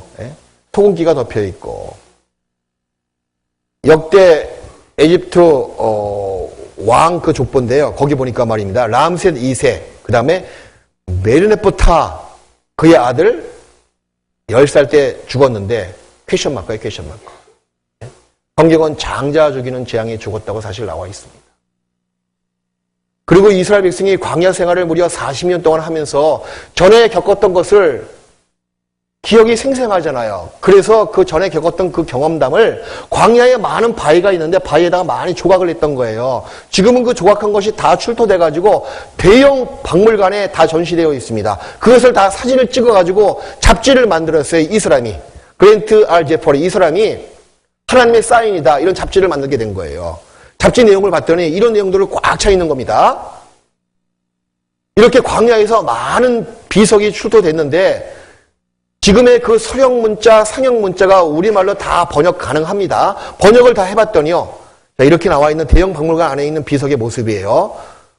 번역을 해봤더니 무려 놀랍게도 이런 말이 나와 있는 거예요. 하나님이 바람으로 불게 해서 바다가 나뉘었으며 그들이 패스오버 건너갔다. 성경 말씀과 똑같은 것이 나와 있는 겁니다. 출애굽기에 나와 있는 그 생활상이 그대로 그 비문에 다 적혀 있었던 거예요. 이게 세계 역대 인물 조감도인데 여기 보니까 말이에요. 제가 자세히 보여드릴게요. 함부라비 법전, 이때 같은 시대에 살았던 사람이 아브라함이었습니다. 그리고 그 이후에 히브리 왕국이 시작됐다. 언제부터? 모세가 에집트를 탈출할 때부터. 그리고 다윗 대왕, 솔로몬 대왕, 솔로몬이 범죄해서 나라가 두 쪽으로 분열됐고 유다 왕국과 이스라엘 왕국이 쭉 있으면서 그 다음에 아까 우리가 읽었던 이사야서를 기록한 이사야 선지자. 실존 인물이에요. 그러니까 역사 인물 조감대에 나와 있지 않습니까? 또 에레미야 선지자. 가공 인물이 아닙니다, 여러분. 성경은 2,300명 이상 많은 사람이 등장하는데 다 실존 인물들이었어요. 이렇게 이스라엘 백성이 홍해를 통과하고 그 다음에 광야 생활에 딱 들어갔습니다. 근데 여기서 경천동지할 큰 사건이 벌어집니다. 이거 중요한 거예요. 광야에 딱 들어가서 보니까 하나님의 산, 호렙산, 다른 말로 신의 산입니다. 신의 산이 굉장히 아무튼 험준한 산이고 나무도 없고 다 바위 투성입니다. 이런 신의 산이 있는데요. 여기에 하나님의 신이 쫙 내려오시는 거예요. 하나님이 강림하셨습니다. 강림하시는데 조용히 나오신 것이 아니고 무시무시한 모습으로 강림하신 거예요. 막 나팔 소리가 울려 퍼지고 막 번개가 뻥 치고 땅이 막 흔들리고 또 산 위에는 불이 막 붙어있는 상태입니다. 이런 무시무시한 모습으로 하나님께서는 이 신의 산에 강림하십니다. 그러니까 모든 이스라엘 백성은 너무 무서워가지고 이 산 근처에 근접하기가 어려웠어요. 마침 그때 하나님께서 말씀하십니다. 이스라엘 백성들아, 너희는 이 산 근처에 얼씬도 하지 말아라. 얼씬하면 내가 다 죽이리라. 그러니 너희 중에서 모세만 산에 올리라. 그러니 이스라엘 백성이 얼마나 좋았겠어요, 그죠? 휴, 됐다. 모세야, 네가 올라가. 모세가 이스라엘 백성을 대표해서 이 산에 올라갑니다. 모든 이스라엘 백성은 그 안에서, 그 아래에서 모세가 내려오기를 다 기다렸어요. 드디어 모세가 하나님의 법을 딱 받은 거예요. 그게 10가지 계명 아니겠습니까? 그죠? 물론 처음 계명을 가지고 내려왔던 이스라엘 백성이 우상 숭배를 해서 아주 진노를 발했고, 다시 하나님께서는 친히 쓴 그 법을 가지고, 법판을 가지고 내려옵니다. 내려왔는데 그때 하나님께서 모세에게 한 말씀이 뭐냐면, 두 가지로 기결 지을 수가 있는 거예요. 그게 뭐냐면, 모세야, 너희 백성들에게 이 모든 계명과 율법을 가르치라. 가르치고 그 계명대로 너희가 순종하면 복을 받고, 그런데 너희가 이 계명에 불순종하면 저주를 받을 것이다. 복과 저주에 대해서 하나님께서는 약속을 딱 하시는 거예요. 그 모세가 그대로 그 들은 말을 가지고 이스라엘 백성들에게 쭉 이야기합니다. 많은 이스라엘 백성의 그 장로들, 또 지도자들 다 불러가지고 이야기합니다. 이런 계명을 지키라. 10가지 계명을 지키라. 그 모든 백성들이요, 예, 알겠습니다. 준행하겠나이라고 다 약속을 하는 거예요. 그게 출애굽기 19장에 자세히 나와 있습니다. 그래서 모세가요, 그래, 약속이 이루어졌단다. 그리고 염소를 취해가지고 죽여가지고 피를 막 뿌리는 거예요. 피를 뿌리는 것은 약속이 이루어졌다는 뜻이거든요.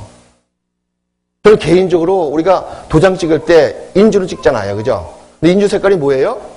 빨간색이에요. 빨간색은 그 거슬러 올라가면 피에 대한 상징적인 모습이다 그 얘기예요.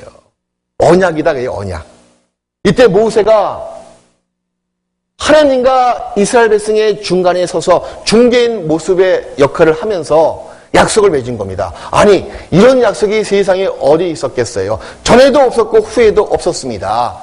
어찌 감히 이 사람이 하나님과 약속을 할 수가 있겠냐 그 얘기예요. 그죠? 지금 유태인들 전 세계에 쭉 퍼져 살면서 가장 많은 돈을 벌고 있습니다. 비즈니스를 가장 잘하잖아요. 근데 유태인들 사이에서 비즈니스 10계명이 있다고 하더라고. 그 비즈니스 10계명 중에서 첫 계명이 뭔지 아세요? 계약을 생명처럼 여겨라. 우리 조상들은 하나님과도 약속을 맺었다. 약속을 생명처럼 여기라 그 얘기예요. 우리 조상들은 언제? 3500년 전에 하나님과도 약속을 맺었다. 이때 약속을 했거든요. 어떤 약속의 내용을 갖고 있냐면, 너희가 나의 계명을 잘 순종하면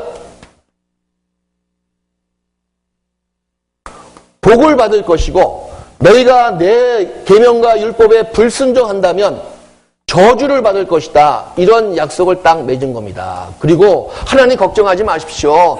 하나님의 능력과 표적과 기적을 이렇게 많이 본 우리들인데 설마 하나님 말씀을 거역하겠습니까? 그럴 리가 없습니다. 예, 좋습니다. 그 저주요? 저주가 임하지 않을 겁니다. 자신당당했습니다. 그러니 약속을 딱 맺죠.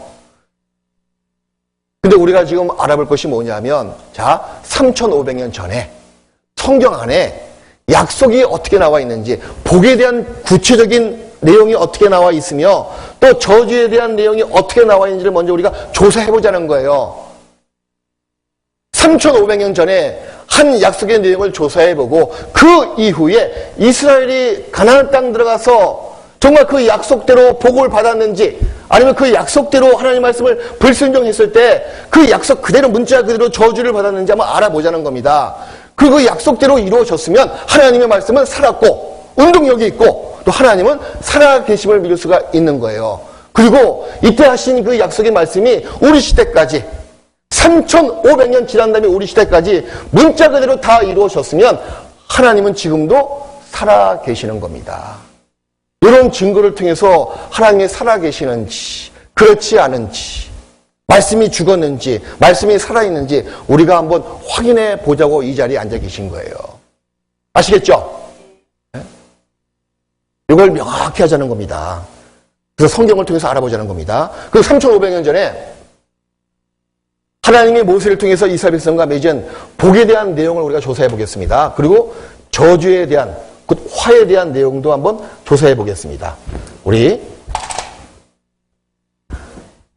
신명기서를 보겠습니다.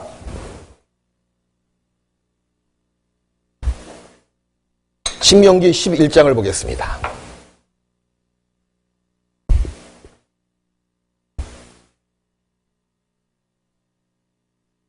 신명기 11장.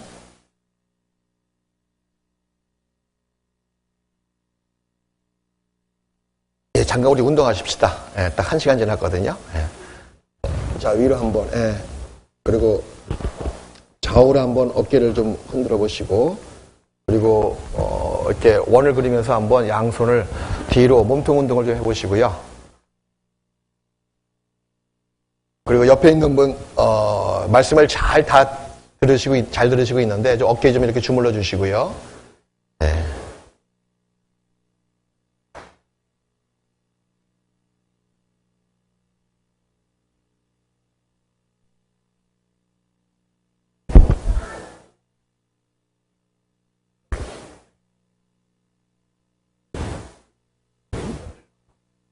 아직까지는 말씀을 다 잘 들으세요.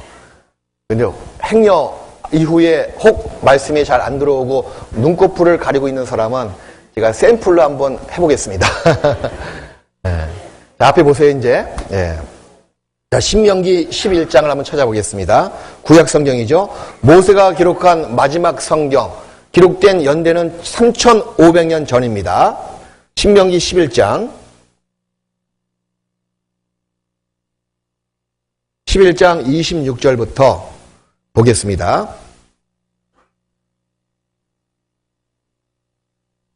내가 오늘날 복과 저주를 너희 앞에 두나니, 하나님께서 말씀하시는 거예요. 오늘날 복과 저주, 너희는 누굴까요? 이스라엘 백성을 이야기합니다. 너희가 만일 내가 오늘날 너희에게 명하는 너희 하나님 여호와의 명령을 들으면 복이 될 것이요, 너희가 만일 내가 오늘날 너희에게 명하는 도에서 돌이켜 떠나 너희 하나님 여호와의 명령을 듣지 아니하고 본래 알지 못하던 다른 신들을 쫓으면 저주를 받으리라. 복과 저주를 하나님께서는 약속하셨습니다. 그리고 성경은 놀랍게도 그 복에 대해서 자세하고 분명하게 말씀하십니다. 신명기 28장 넘겨보십시오. 복에 대해서 나와 있는 말씀이거든요. 신명기 28장, 신명기 28장 1절부터 제가 천천히 또 읽어드리겠습니다. 구약성경 303페이지입니다. 신명기 28장 1절부터입니다. 내가 내 하나님 여호와의 말씀을 삼가 듣고 내가 오늘날 내게 명하는 그 모든 명령을 지켜 행하면, 순종하면 내 하나님 여호와께서 너를 세계의 모든 민족 위에 뛰어나게 하실 것이요, 가장 뛰어난 민족이 될 것이다라고 복에 대해서 약속하셨습니다. 내가 내 하나님 여호와의 말씀을 순종하면 이 모든 복이 내게 임하여 내게 미치리니 성읍에서도 복을 받고 들에서도 복을 받을 것이며 내 몸의 소생과 내 토지의 소산과 내 짐승의 새끼와 우양의 새끼가 복을 받을 것이며 내 광주리와 떡반죽 그릇이 복을 받을 것이며 내가 들어와도 복을 받고 나가도 복을 받을 것이다. 이 말씀은 복에 대한 내용을 또 언급하고 있는 말씀이고, 그 뒤에 복에 대해서 쭉 나와 있는 거예요. 그리고 그 뒤에 12절 말씀을 보겠습니다. 12절 말씀이에요. 여호와께서 너를 위하여 하늘의 아름다운 보구를 열어사 내 땅에 때를 따라 비를 내리시고 내 손으로 하는 모든 일에 복을 주시리니 내가 많은 민족에게 꾸어줄지라도 너는 꾸지 아니할 것이요, 여호와께서 너로 머리가 되고 꼬리가 되지 않게 하시며 위에만 있고 아래에 있지 않게 하시리니 오직 너는 내가 오늘날 내게 명하는 내 하나님 여호와의 명령을 듣고 지켜 행하며 하고 나와 있습니다. 그리고 14절까지가 복에 대한 내용이고요. 15절부터는 완전히 반전이에요, 반전. 15절 말씀을 같이 읽어보겠습니다. 내가 만일 내 하나님 여호와의 말씀을 순종하지 아니하여 내가 오늘날 내게 명하는 그 모든 명령과 규례를 지켜 행하지 아니하면 이 모든 저주가 내게 임하고 내게 미칠 것이니, 저주가 임한다고 말씀하시면서 저주에 대한 내용을 구체적으로 이렇게 언급하십니다. 그 뒤에 보니까 25절, 이 복에 대한 내용보다 저주에 대한 내용이 더 사실 많은 분량을 차지합니다. 원래 인생이 다 그렇거든요. 선을 행하는 것보다 악을 행하는 것이 더 많이 살아가는 것이 사람의 모습이잖아요. 원래 선도 조금 행해요, 그죠? 근데 그보다 죄와 악이 더 많이 행합니다. 25절 말씀을 같이 읽어요. 여호와께서 너로 내 대적 앞에 패하게 하시리니 내가 한 길로 그들을 치러 나가서는 그들의 앞에서 7길로 도망할 것이며 내가 또 세계 만국 중에 흩음을 당하고 세계 만국으로 유태민족들이 다 흩어질 것이다 라고 예언하신 말씀이에요. 그리고 넘겨서요, 52절 53절을 보겠습니다.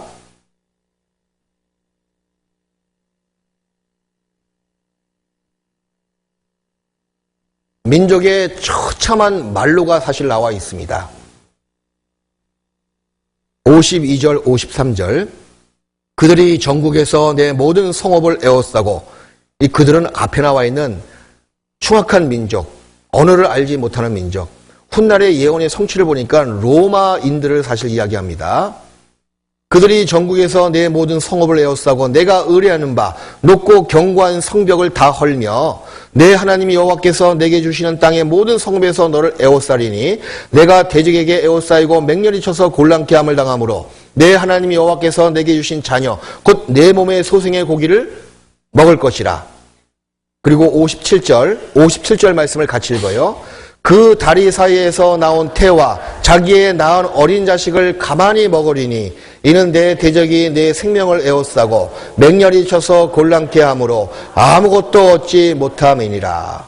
그리고 다시 모세가 이 신명기는 말이에요.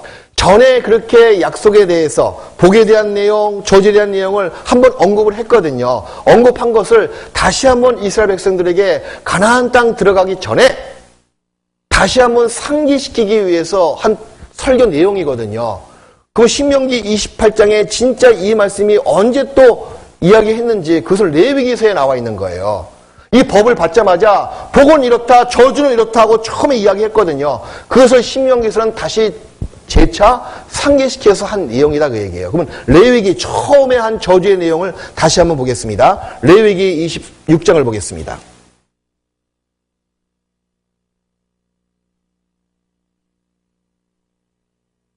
레위기 26장. 이것도 모세가 기록한 세 번째 성경이죠.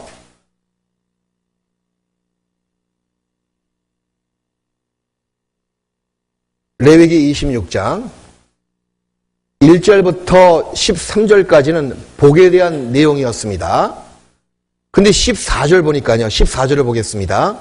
그러나 너희가 내게 청종치 아니하여 이 모든 명령을 준행치 아니하면 불순종한다면 그 이후에 이런 벌이 임할 것이다. 처음에 닥친 벌은 좀 경한 것이었습니다. 근데 너희가 또 계속 범죄하면 7배를 더하게 하리라 하고 7배의 벌이 임합니다. 또 너희가 청정치 아니면 그 7배의 7배, 7배의 7배 계속 증가된다는 것을 이야기하고 있는 거예요. 어디까지 이야기하고 있냐면 쭉 나와 있으면서 자 31절을 보겠습니다.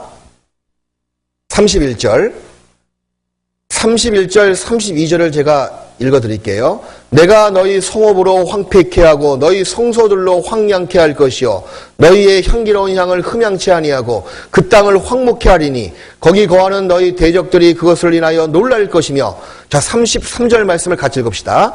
내가 너희를 열방 중에 흩을 것이요 내가 칼을 빼어 너희를 따르게 하리니 너희의 땅이 황무하며 너희의 성읍이 황폐하리라. 나라가 망하고 너희가 거했던 그 가나안 땅은 황무한 땅이 되고 또 너희가 열방으로 다 뿔뿔이 흩어지는 것뿐만 아니라 가는 곳곳마다 칼이 쫓아와서 너희를 죽일 것이다. 이런 저주를 약속하신 거예요. 자, 이런 저주를 받고 이스라엘 백성이 이제 모세가 죽고 여호수아가 지도자가 되고 광야에서 싸움에서 이기고 또 여호수아도 이제 죽고 가나안 땅 들어가서요. 이제 왕을 세웁니다. 왕. 나라를 딱 세우고요. 왕을 세웠어요. 첫째 왕은 사울 왕이었는데 처음엔 잘 나가다가 끝이 안 좋았어요. 비참한 종말을 고합니다. 그 다음에 왕이 여러분이 익히 알고 있는 다윗 왕입니다. 다윗 왕은 가장 하나님을 잘 가까이에서 경외했던 왕이었습니다. 정말 자기 목숨을 다해서 자기 성정을 다해서 하나님을 잘 섬겼던 왕이었습니다. 그 다윗 왕 시대에 그 나라의 복을 엄청 주신 거예요. 전 세계의 가장 초강력 국가로 만들어준 겁니다. 전쟁하면 백전백승이었습니다. 그 일대에 대적이 없었거든요. 그리고 자기 아들, 다윗의 아들 누굽니까? 솔로몬에게 그 왕국을 그대로 물려주는 거예요. 솔로몬이 모든 권력을 다 가졌습니다. 솔로몬은 그 전 세계에서 가장 뛰어난 왕이었고 지혜로운 왕이었고 모든 보물이 그 이스라엘 땅에 다 몰려왔어요. 심지어는 말이에요. 이 은보기가 거리에 굴러다니는 돌처럼 흔했다. 네? 솔로몬이 먹는 모든 그릇은 다 금그릇이고 부귀영화를 그 솔로몬처럼 누린 사람이 전에도 없었고 후에도 없었습니다. 하나님께서 모든 복을 다 주신 거예요. 너희 민족이 세계 모든 민족 중에 뛰어날 것이다. 복이 임했습니다. 들어가며 나오며 복을 받을 것이다. 이스라엘은 늘 복을 받았어요. 근데 솔로몬이요, 말년이 참 안 좋았습니다. 하나님이 분명히 말씀하시기를 세 가지를 언급하셨거든요. 그 중에서 두 가지가 뭐냐면, 너희가 왕이 되거든, 다윗아 너도 왕이 되거든, 솔로몬아 네가 왕이 되거든, 이 두 가지를 하지 말아라. 두 가지가 뭐냐면, 너를 위해서 말을 많이 두지 말라. 타는 말을 많이 두지 말라. 참 그거 왜 그랬을까요? 세계사 제국의 역사를 보잖아요. 모든 제국은 말입니다, 강력한 나라가 딱 등장하면 반드시 침략 전쟁을 벌입니다. 그게 세계 역사예요. 근데 유독 이스라엘 왕국은 그렇게 강력한 나라임에도 불구하고 침략 전쟁을 벌인 적이 한 번도 없는 거예요. 왜 그랬을까요? 하나님이 막아주셨거든요. 말을 많이 두지 말라고. 그리고 또 한 가지, 너를 위해서 아내를 많이 두지 말라. 원래 첩이 많으면 나라 망하고 가정 망합니다. 솔로몬의 아내가 무려 1000명이에요. 1000명. 오늘 이 여자가 만났다가 다시 그 여자 만나려고 그러면 3년 반이 필요한 거예요. 그러니 그 마음이 유혹될 수밖에 없습니다. 근데 그 아내들이 대부분 다 이스라엘 여자도 있지만 이방에서 많이 왔거든요. 이방 신들을 섬기는 아내가 와서 솔로몬 마음을 유혹하니 늙은 솔로몬이 마음에 녹아내렸겠죠. 여보 꼭 여호와만 섬겨야 돼요?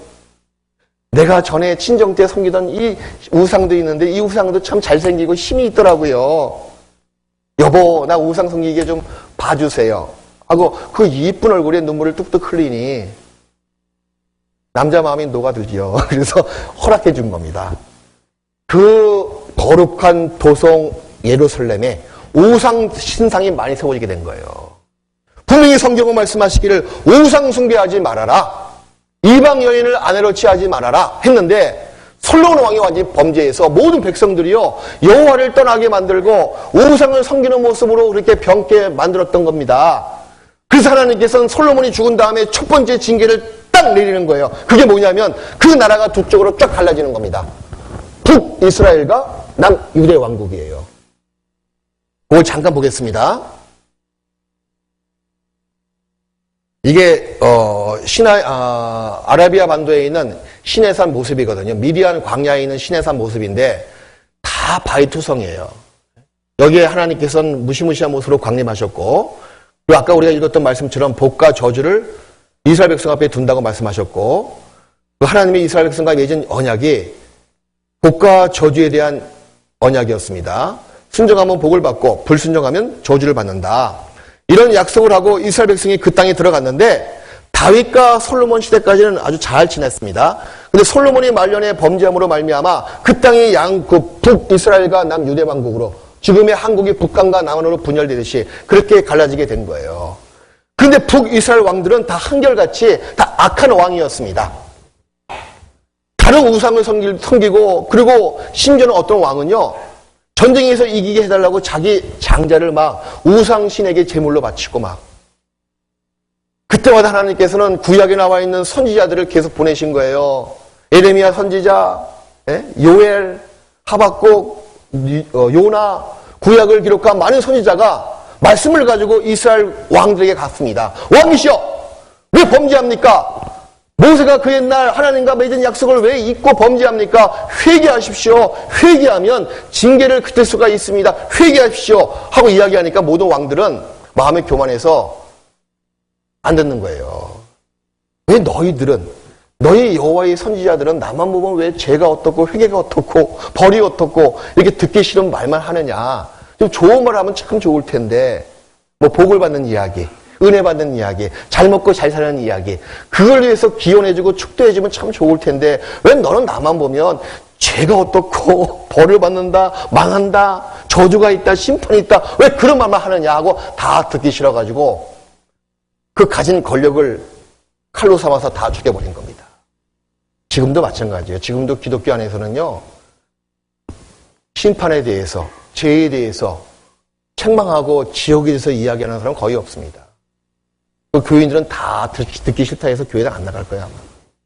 다 좋은 얘기만 많이 하고 있잖아요. 복 받는다, 잘 먹고 잘 산다. 사업 잘 되길 바란다. 축도하고 기원하고 육신적으로 복만 구하는 그런 기독교의 모습. 마치 그 옛날 이스라엘 백성의 목소리가 똑같은 거예요. 예레미야 7장을 보겠습니다. 구약성경.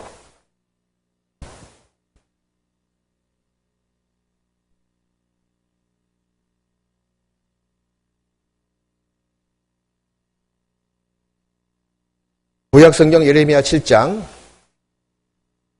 25절을 보겠습니다.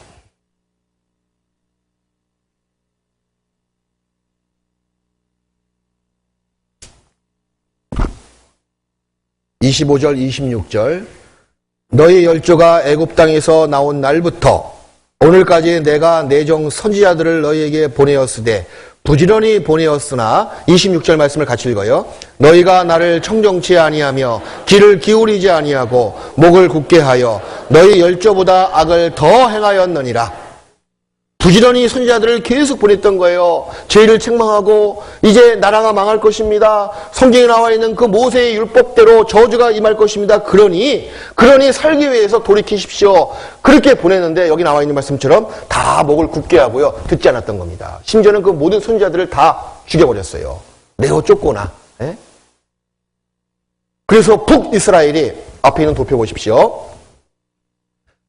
BC 722년에 고대 중동 지방을 처음으로 제패했던 아수르 제국에 의해서 망합니다. 이 아수르 제국만큼 아주 잔인무도한 제국이 없는 거예요. 그리고 남유대 왕국은 약간 더 그 왕국의 시기를 연장시켰습니다. 약간의 선한 왕들이 좀 있었거든요. 근데 더 큰 끝내는 악을 저질러서 선지자의 말을 듣지 않고 우상 숭배를 하고 하나님의 말씀을 막 칼로 잘라가지고 막 불에 태워 버리고 막. 예? 그래서 끝내는 이 남유대 왕국도 신바벨론 제국 느부갓네살 왕에 의해서 BC 586년에 완전히 망합니다. 여호와의 성전은 불타서 완전히 다 폐허가 돼버리는 거예요. 그리고 이스라엘 백성은 바벨론의 포로로 끌려갑니다. 그 세계사 시간에 유대인들의 바벨론 유수란 그런 한 구절이 나와 있는 거예요. 언제요? BC 약 2600년 전에. 지금으로부터 약 2600년 전에.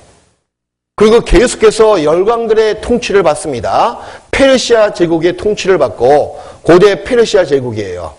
그리고 그리스, 헬라, 알렉산더 대왕의 그리스 제국의 통치를 받다가 끝내는 로마의 통치를 받고 있었습니다.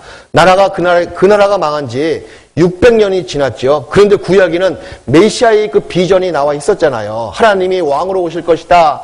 다윗의 왕국을 건설할 것이다. 그리스도를 보내주실 것이다. 그 유대인들은 그 비전을 다 믿고 있었습니다. 그래서 지금은 열강들의 통치를 받고 로마의 지배를 받고 있지만 메시아가 오시면 로마를 박살낼 것이다. 그런 희망을 갖고 있었던 거예요. 왜 그랬을까요? 유대인들은 말입니다. 구약을 지금도 구약만 믿습니다. 이 구약에는 하나님이 사람의 모양으로 오실 것이다 하고 그리스도의 초림에 대해서 쭉 예언이 나와 있는 거예요. 근데 놀랍게도 초림이 나와 있고 그 다음에 재림의 모습이 같이 나와 있는 겁니다. 이 구약은 교회 시대가 나와 있지 않은 거예요. 그러니까 교회 2000년 시대가 싹 빠져있는 관계로 구약에는 예수 그리스도의 초림의 모습 교회 시대에 2000년이 빠져있고 재림의 모습이 동시에 예언적으로 같이 나와 있는 겁니다. 근데 유대인들은 초림의 모습만 믿었던 거예요. 재림은 잘 몰랐습니다. 그리고 초림의 모습이 아주 왕으로 오실 것이다. 그 말씀만 다 갖고 알고 있었던 거예요. 저를 보십시오. 제 왼손 주먹하고 오른손 주먹이 같이 있습니다. 거기서 보시면은 거의 거리 감각이 없기 때문에 같이 붙어 있는 것처럼 보일 수가 있잖아요. 그죠? 제가 봤을 때는 간격이 있습니다. 그거나 마찬가지예요. 성경은 2000년의 간격이 있는데 처음 오시는 예수님, 다시 오시는 예수님. 처음 오시는 예수님은 인간의 초라한 모습으로 아름다운 모습도 없고 이 마른 땅에서 나온 줄기 같아서 외모가 아름다운 모습이 없는 거예요. 그리고 가난한 그 목수의 아들로 나올 것이다. 이렇게 초림에 대해서 무려 수백 군데 넘게 나와 있었거든요. 그런데 2000년이 지난 다음에 재림하시는 예수님은 다윗의 왕권을 가지고 오신다고 그렇게 나와 있었던 겁니다. 그러니 유대인들이 말이에요. 초림의 모습은 싹 너무 처참하니까 인정이 안 되는 거예요. 그래서 성경에 나와 있는 재림의 모습을, 왕으로 오시는 예수님의 모습을 그걸 받아들이게 됐던 거예요. 아까 제가 말을 잘못했죠? 초림의 모습이 아니고 이스라엘 백성들은 재림하시는 모습을 초림으로 알고 그렇게 믿었던 겁니다. 그래서 예수님이 이 성경의 예언대로 사실 문자 그대로 오셨거든요. 자, 이거 보세요 한번. 구약에 나타난 그리스도의 모습이 이렇습니다. 처음 오시는 예수 그리스도는 고난의 그리스도예요. 그리고 우리의 죄를 없애기 위해서 오신 분이시고, 그래서 자기 십자가를 지고 십자가 위에서 못이 박혀 피를 다 흘려 죽으시고 우리 죄를 영원히 없애기 위해서 오셨던 분이십니다. 인간의 영혼을 깨끗하게 하시고 구원하시고 그리고 부활하신 다음에 승천하시고 다시 오시겠다고 약속하시고 올라가셨습니다. 다시 오시는 재림의 예수님은요, 영광의 왕으로 오신다는 거예요. 그리고 만왕을 심판하기 위해서 심판주로 오신다는 겁니다. 근데 유대인들은 그 만왕의 왕으로 오신 예수님만 초림으로 알고 기대했던 거예요. 그리스도만 오셔봐라, 로마를 박살낼 것이다. 다시 우리 다윗 왕국을 건설할 것이다. 그렇게 기대하고 있었습니다. 드디어 구약의 예언대로 예수님께서 이 땅에 오셨습니다. 이 예수님의 초림의 예언의 성취는 놀라운 성취입니다, 여러분. 확률적으로 그렇게 이루어질 수가 없는 거예요. 이렇게 베들레헴 땅에 탄생하시고 가난한 목수의 아들로 태어나셔서 여간방도 주무실 곳이 없었고요. 방도 없었습니다. 야, 이 세상 인생이 그래요. 어떻게 하나님이 사람의 모양으로 오셨는데 아무도 준비하고 영접해 준 사람이 없었던 거예요. 짐승의 그 마구간, 짐승의 우리에서 태어나셨습니다. 그리고 예수님께서 30년 동안 인생의 성장기를 갖고 그 다음에 약 30살 됐을 때 드디어 하나님의 말씀을 많은 이스라엘 백성들에게 선포합니다. 천국이 가까이 왔느니라 죄를 회개하고 복을 받으라고. 그리고 복에 대해서 쭉 말씀하시면서 진리에 대해서 쭉 말씀하시는 거예요. 모든 이스라엘 백성은 놀랐습니다. 그래서 많이 따라갔습니다. 그 예수님께서는 많은 기적을 베푸시거든요. 소경의 눈을 뜨게 하시고 죽은 자를 살리시고 그러니까 야, 저 예수가 놀랍다. 나도 가서 병을 나아야지. 나도 먹을 양식을 구해야지. 육신적인 욕심으로 예수님을 다 쫓아내었습니다. 근데 예수님이 하신 말씀 보니까 내 나라는 여기가 아니고 하늘에 있다.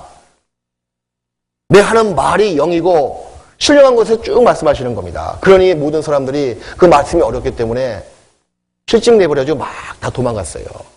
예수님을 다 버렸습니다. 왜 예수님이 이렇게 이적을 행하셨을까요, 그럼?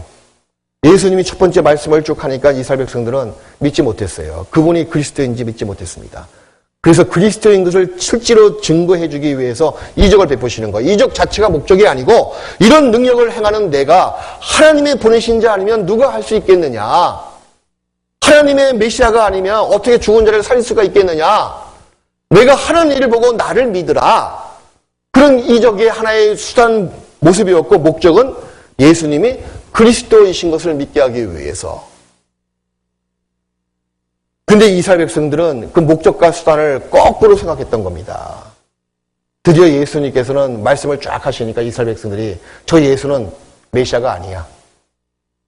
그 예수님을 실망했는데 기대했는데 실망이 더 커지죠. 실망이 더 커지니까 절망에 빠지고 절망하면요.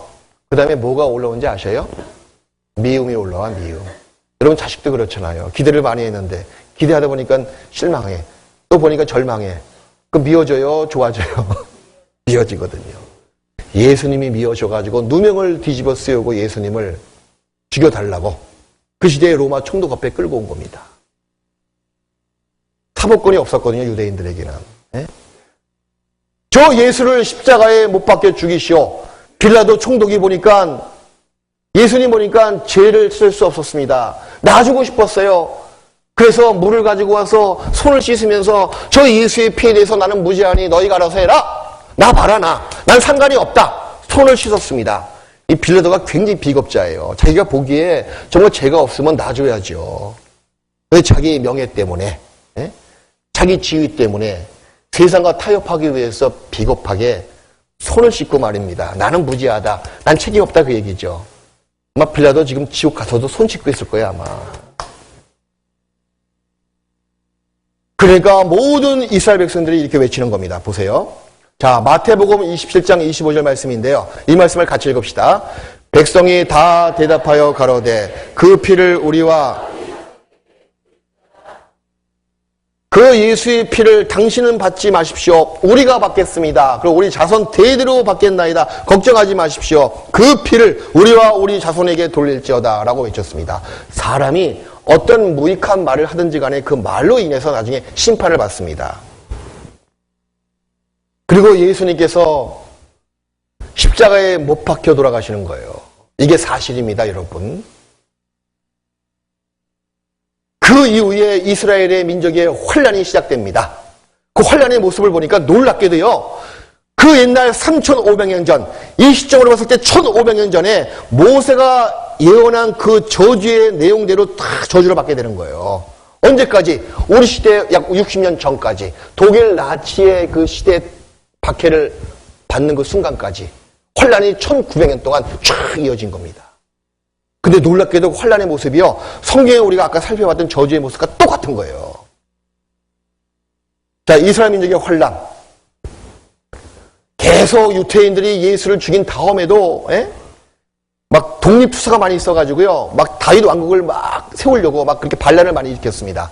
그러니까 로마가 가만히 있습니까? 그 시대의 로마 군단은 세계 최정예 군단이거든요. 어떤 역사학자가 전쟁 학자가 이렇게 이야기하기를 고대 역사부터 지금까지 그 시대에서 가장 최고의 군인들이 누굴까? 뭐 신식 무기 이런 거 빼고요. 정신력이나 조직력이나 전투력 같은 거. 두 나라 군대를 이야기하더라고. 그게 미국의 해병대하고요. 그 다음에 로마 군단이래요. 로마 군단. 이 시대 로마 군단은 최전성기 군단이었거든요. 로마 군단이 군대를 이끌고 이스라엘을 쳐들어왔어요. AD 72년에. 예수님이 죽은 다음에 약 20-30년 지났습니다. 죽은 다음에 쳐들어왔어요. 근데 성경은 놀랍게도 아까 우리가 읽었던 신명기 28장 52절에 그대로 예언되어져 있었던 겁니다. 그들이 그 전국에서 내 모든 성읍을 에워싸고 내가 의뢰하는 바 높고 견고한 성벽을 다 헐며 내 하나님이 여호와께서 내게 주시는 땅의 모든 성읍에서 너를 에워싸리니.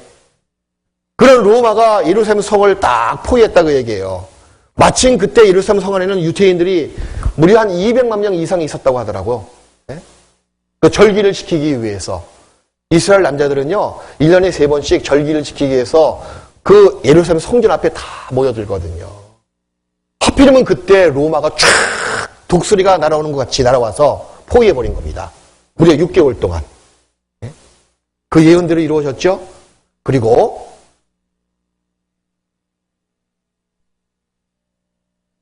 그 땅을 황무케 하려니 거기 거하는 너희 대적들이 그것을 인하여 놀랄 것이며 내가 너희를 열방 중에서 흩을 것이요 내가 칼을 빼어 너희를 따르게 하려니 너희의 땅이 황무하며 너희 성읍이 황폐하리라. 이 말씀도 내가 대적에게 에워싸이고 맹렬히 쳐서 곤란케 함을 당함으로 내 하나님 여호와께서 내게 주신 자녀 곧 내 몸의 소생의 고기를 먹을 것이라. 자, 이런 예언들이 말입니다. 그때 AD 70년에 지나갔네요. 쳐들어와서 그 성을 에워싸고 6개월 동안 고사 작전을 피게 된 거예요. 그 안에는요, 먹을 것이 다 소진됐습니다. 그래서 끝내는 어린아이 고기를, 자식의 고기를 먹는 참상이 벌어지게 된 거예요. 그 로마 군단의 최고 사령관 타이투스 장군이 그 얘기를 듣고 이 유대인들을 가만히 두면 안 되겠다. 이거 완전히 마귀의 자식들이다. 그래서 토성을 쌓고요, 성벽을 헐고 들어갔습니다. 들어가서 닥치는 대로 다 죽이라.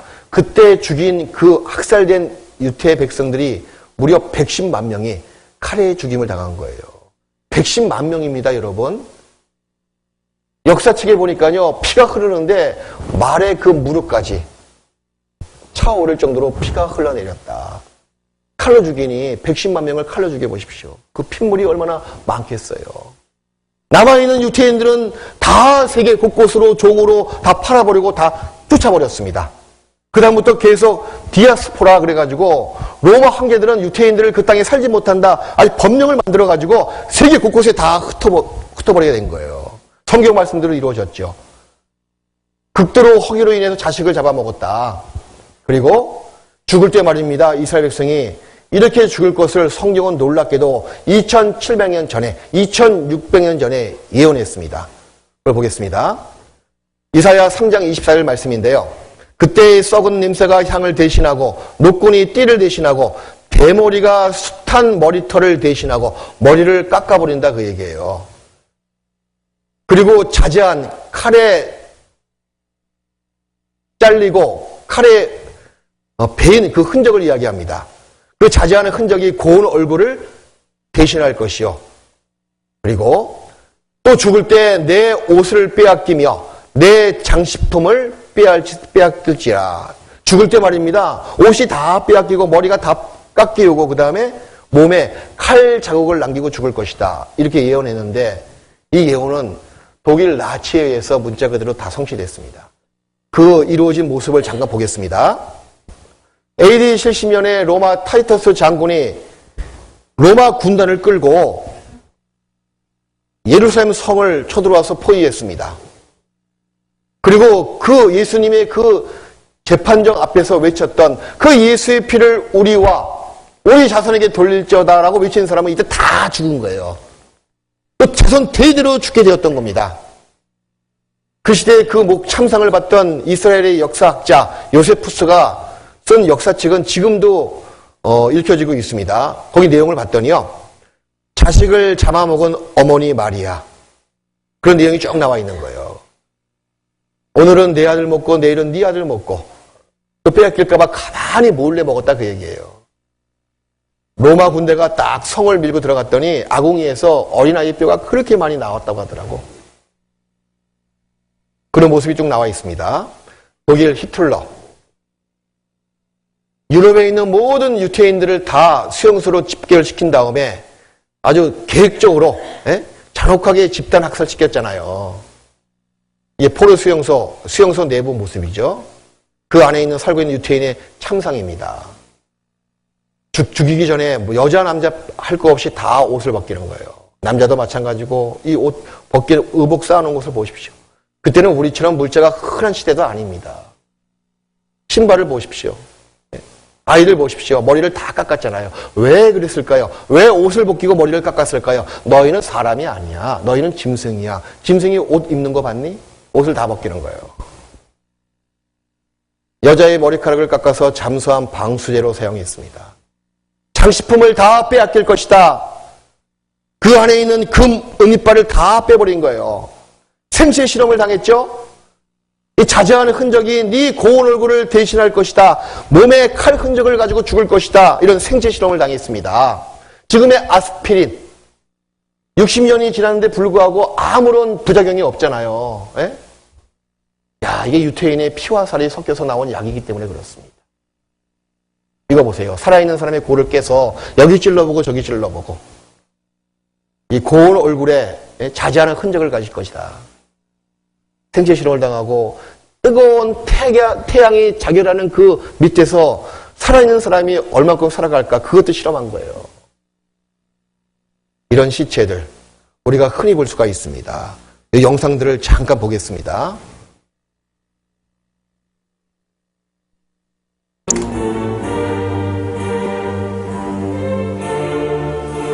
나치는 유대인에 대한 편견을 공공연하게 드러냈다. 그들은 1차 대전의 패배가 유대인들 때문이며 유대인들이 국제적으로 독일에 대한 음모를 꾸미고 있다고 주장했다. 나치의 망상은 끝이 없었다.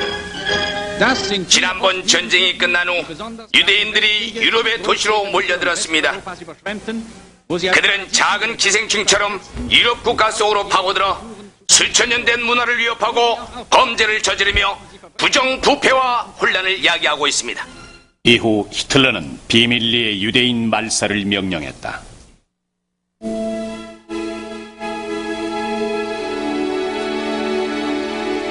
(1942년 1월) 로즈 게토에서 이송될 유대인들이 처음으로 선정됐다.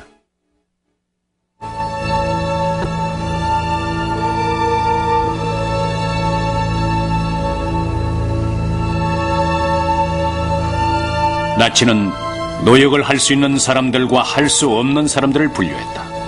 일단 나치는 사람들을 남자들과 여자들, 아이들로 나누었다. 그리고 그 중에서 바로 처형할 사람들을 골라낸다.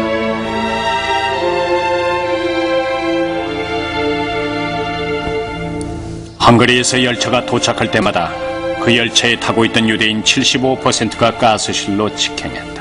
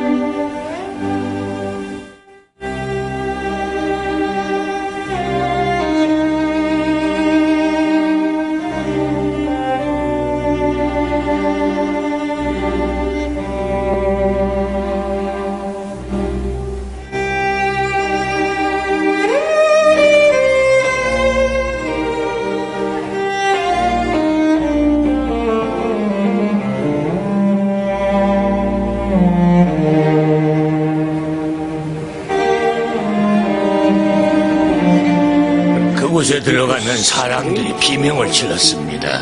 모두들 어찌할 바를 모르고 손톱으로 벽을 긁으며 가스에 질식할 때까지 울부짖었습니다. 지금도 눈을 감으면 그 모습이 떠오릅니다. 아이를 품에 안고 서 있던 어머니들의 마지막 모습이. 네. 예수님을 팔아버리고 십자가에 못 박혀 죽인 사람들은 로마 군인들이 실제로 아닙니다. 그 시대의 유대인들이, 하나님을 섬긴다고 하는 그 유대인들이, 또 하나님께 선택을 받고 또 선민 사상을 갖고 있는 유대인들이 하나님의 아들을 십자가에 못 박혀 죽인 거예요. 어떤 집안에 아들이 있습니다. 아버지가 많은 이야기를 합니다. 이렇게 하라, 이렇게 하라. 인간적인 도리를 쭉 이야기하는데 불구하고 아들이 듣지 않은 거예요. 순종치 않습니다. 그런데 이 아들이 너무 그 말을 듣기 싫어가지고 마음에 계획을 세워서 아버지를 죽여버린 거예요. 그게 싫다?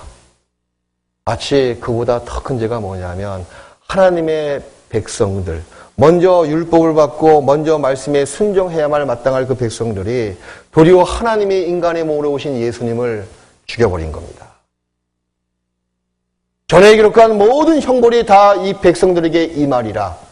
그 이후에 1900년 동안 이스라엘 백성 가운데서 문자 그대로 다 환란이 이루어지게 된 거예요. 전 세계 뿔뿔이 다 흩어졌죠. 가는 곳곳마다 칼이 쫓아와서 유대인들을 집단 학살시켰습니다. 일로 도망가면 여기서 죽임을 당하고 일로 도망가면 여기서 죽임을 당하고 그들은 어디까지 도망갔냐면 몽골까지. 제가 몽골 야사를 배웠거든요. 박물관 가서 쭉 보니까요. 몽골 그 징기스칸이 사실 글을 몰랐습니다. 기껏 아는 것이 뭐냐면 말 잘 타고 좀 용맹스럽고 결단력 좋고 그리고 좀 지혜가 있었어요. 근데 글은 잘 몰랐어요. 근데 몽골 그 징기스칸 옆에 참모들이 다 유태인 참모들이 많이 있었습니다. 징기스칸은 이게 개방 정책을 피고 또 외적인 사람들의 모든 좋은 것들을 다 배우고 다 인정해줬거든요. 그래서 유대인들의 지혜를 배워서 유대인들이 징기스칸을 도와서 그 헝가리까지 유럽까지 아시아까지 다 정복 가능했잖아요. 그 길을 누가 가르쳐줬냐 그 얘기예요. 유대인들밖에 없습니다. 그래서 몽골 끝나는 중국에 원나라 세우고 원나라의 그 계층을 보잖아요. 그건 제1 상위 계층이 누구냐면 몽골족과 유색인족, 생목인들, 눈동자에 색깔이 있는 사람들, 아마 유태인들, 이란인들, 그걸 가장 최상위의 계층으로 지칭하고 그 다음에 두 번째는 고려인들, 세 번째는 한족들 이렇게 계층을 나눠서 지배를 했던 겁니다. 근데 원나라가 망했잖아요. 한족이 세운 명나라가 딱 원나라 물러서게 할 때 그때 많이 죽인 사람이 생목인들을 그렇게 많이 죽였대요. 네? 드디어 몽골 사람들 드디어 그 유태인들이 그 중국에서 살지 못하고 또 도망간 곳이 어디냐면 저 하얼빈 아시죠? 하얼빈. 2등 방문이 누굴 죽였어요? 도요토미 히데요시 아닙니다. 안중근이 2등 방문을 맞아. 안중근이 2등 방문을 죽였잖아요. 그죠? 그 하얼빈에 가보니까 100년 전에 세운 거리가 지금도 있습니다. 100년 거리라고. 깜짝 놀란 게 뭐냐면 그 거리 보니 거리가 완전히 유럽식이에요. 로마식처럼 아래 탁 대리석 가지고 쫙 바닥을 깔고요. 옆에 건물들이 다 서양풍들이야. 그래서 물어봤다니까 제가 이거 누가 지었냐니까 100년 전에 유태인들이 여기까지 와서 이 하얼빈 시민들이 유태인들을 잘 영접했대요. 그래서 유태인들이 여기다가 금융업을 배우게 하고 그리고 건물을 다 지었다고. 하얼빈 그 중간에 그 시나고그라고 유태인 그 회당이 있더라고. 거기 들어가 보니까요. 옛날 중국을 세웠던 모 대통령 옆에 참모가 유태인들이고 주울리 옆에 참모가 유태인이고 그리고 아인슈타인 그 사진 쫙 있더라고요. 지금은 그 땅에 유태인들이 한 명도 없다고 합니다. 이토록 가는 곳곳마다 칼이 쫓아와서 너희 민족을 학살할 것이다. 3,500년 전에 하신 예언의 말씀이 우리 시대의 문자 그대로 이루어졌잖아요. 2,700년 전에, 2,600년 전에 하신 말씀이 불과 60년 전에 문자 그대로 다 이루어진 것을 우리가 확인할 수가 있지 않습니까? 이걸 통해서 어떤 교훈을 받습니까? 무엇이 믿어지십니까? 성경은 사실이구나. 하나님이 죽어 계시는 분이 아니시구나. 하나님은 정말 살아계시고 이 성경 말씀이 곧 하나님이시라. 말씀은 죽어있는 말씀이 아닙니다. 말씀은 때가 되면 이루어졌고 꿈틀꿈틀대고 있잖아요. 지금 우리 시대에. 이스라엘의 그 역사를 보십시오. 지금 이스라엘이 살아있거든요. 내일 말씀은요. 이스라엘이 회복된 모습을 통해서 하나님의 살아계심을 우리가 알 수가 있습니다.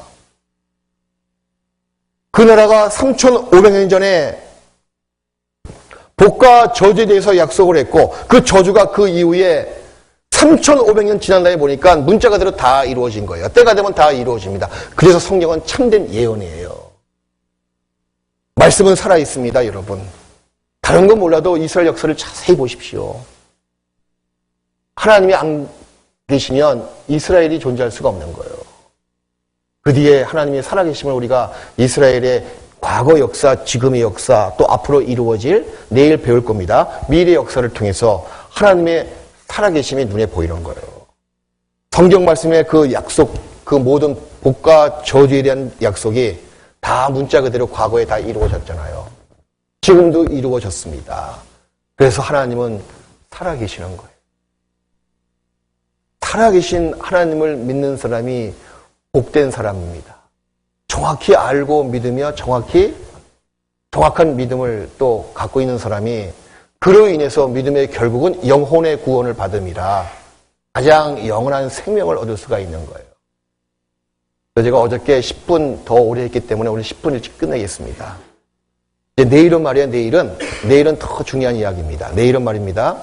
우리 시대 이후에 과연 성경은 앞으로 될 일을 어떻게 예언하고 있는지, 종말에 어떤 사건이 있을 것인지, 또 이스라엘이 그렇게 망했다가 성경 말씀대로 어떤 예언이 있길래 성경에 어떤 예언이 있길래 이스라엘이 지금에 회복돼서 나라를 세우고 강한 나라가 됐는지 그것이 물론 성경 안에 그 옛날부터 3,500년 전부터 예언되어져 있다는 것을 우리가 성경 말씀을 공부해보고 예언이 이루어졌다는 증거를 한번 공부해보겠습니다. 그래서 내일은 좀 바쁘시더라도 정말 흥미진진한 앞으로 될 일, 우리가 직접 피부로 느낄 수 있는 현실과 곧 가까운 미래에 이루어진 일들을 성경을 통해서 우리가 알아보자는 거예요. 그래서 내일까지 말씀을 들으시면 마음속에 이거 하나 분명히 세워질 겁니다. 성경은 사실이구나. 그리고 하나님은 살아계시는구나. 그 두 가지 절대적인 진리가 여러분 마음판에 새겨지기를 정말 바랍니다. 같이 기도하시겠습니다. 하나님 아버지, 이렇게 성경을 통해서 살아계신 하나님을 알고 믿을 수 있도록 인도해 주신 것 감사합니다. 오늘 이스라엘의 환난에 대한 모습, 또 그 환난이 과거에 하나님과 이스라엘 백성이 약속을 맺었던 저주에 대한 약속의 근거에서 환난을 받은 것을 우리가 확인해 봤습니다. 약속대로 수천 년이 지났지만 성취된 것을 통해서 정말 하나님께서는 살아계시고 말씀을 통해서 우리에게 확실히 살아계심을 증거하심을 알고 믿을 수가 있습니다. 우리 가운데 한 사람도 그 옛날 홍해 바다에 빠져 죽은 바로처럼 하나님을 시험하다가 멸망으로 가지 않도록 자비를 베풀어 주옵시고 이 한 주간 계속해서 말씀을 들을 수 있도록 우리의 마음과 우리의 발걸음을 인도하여 주시옵소서. 주 예수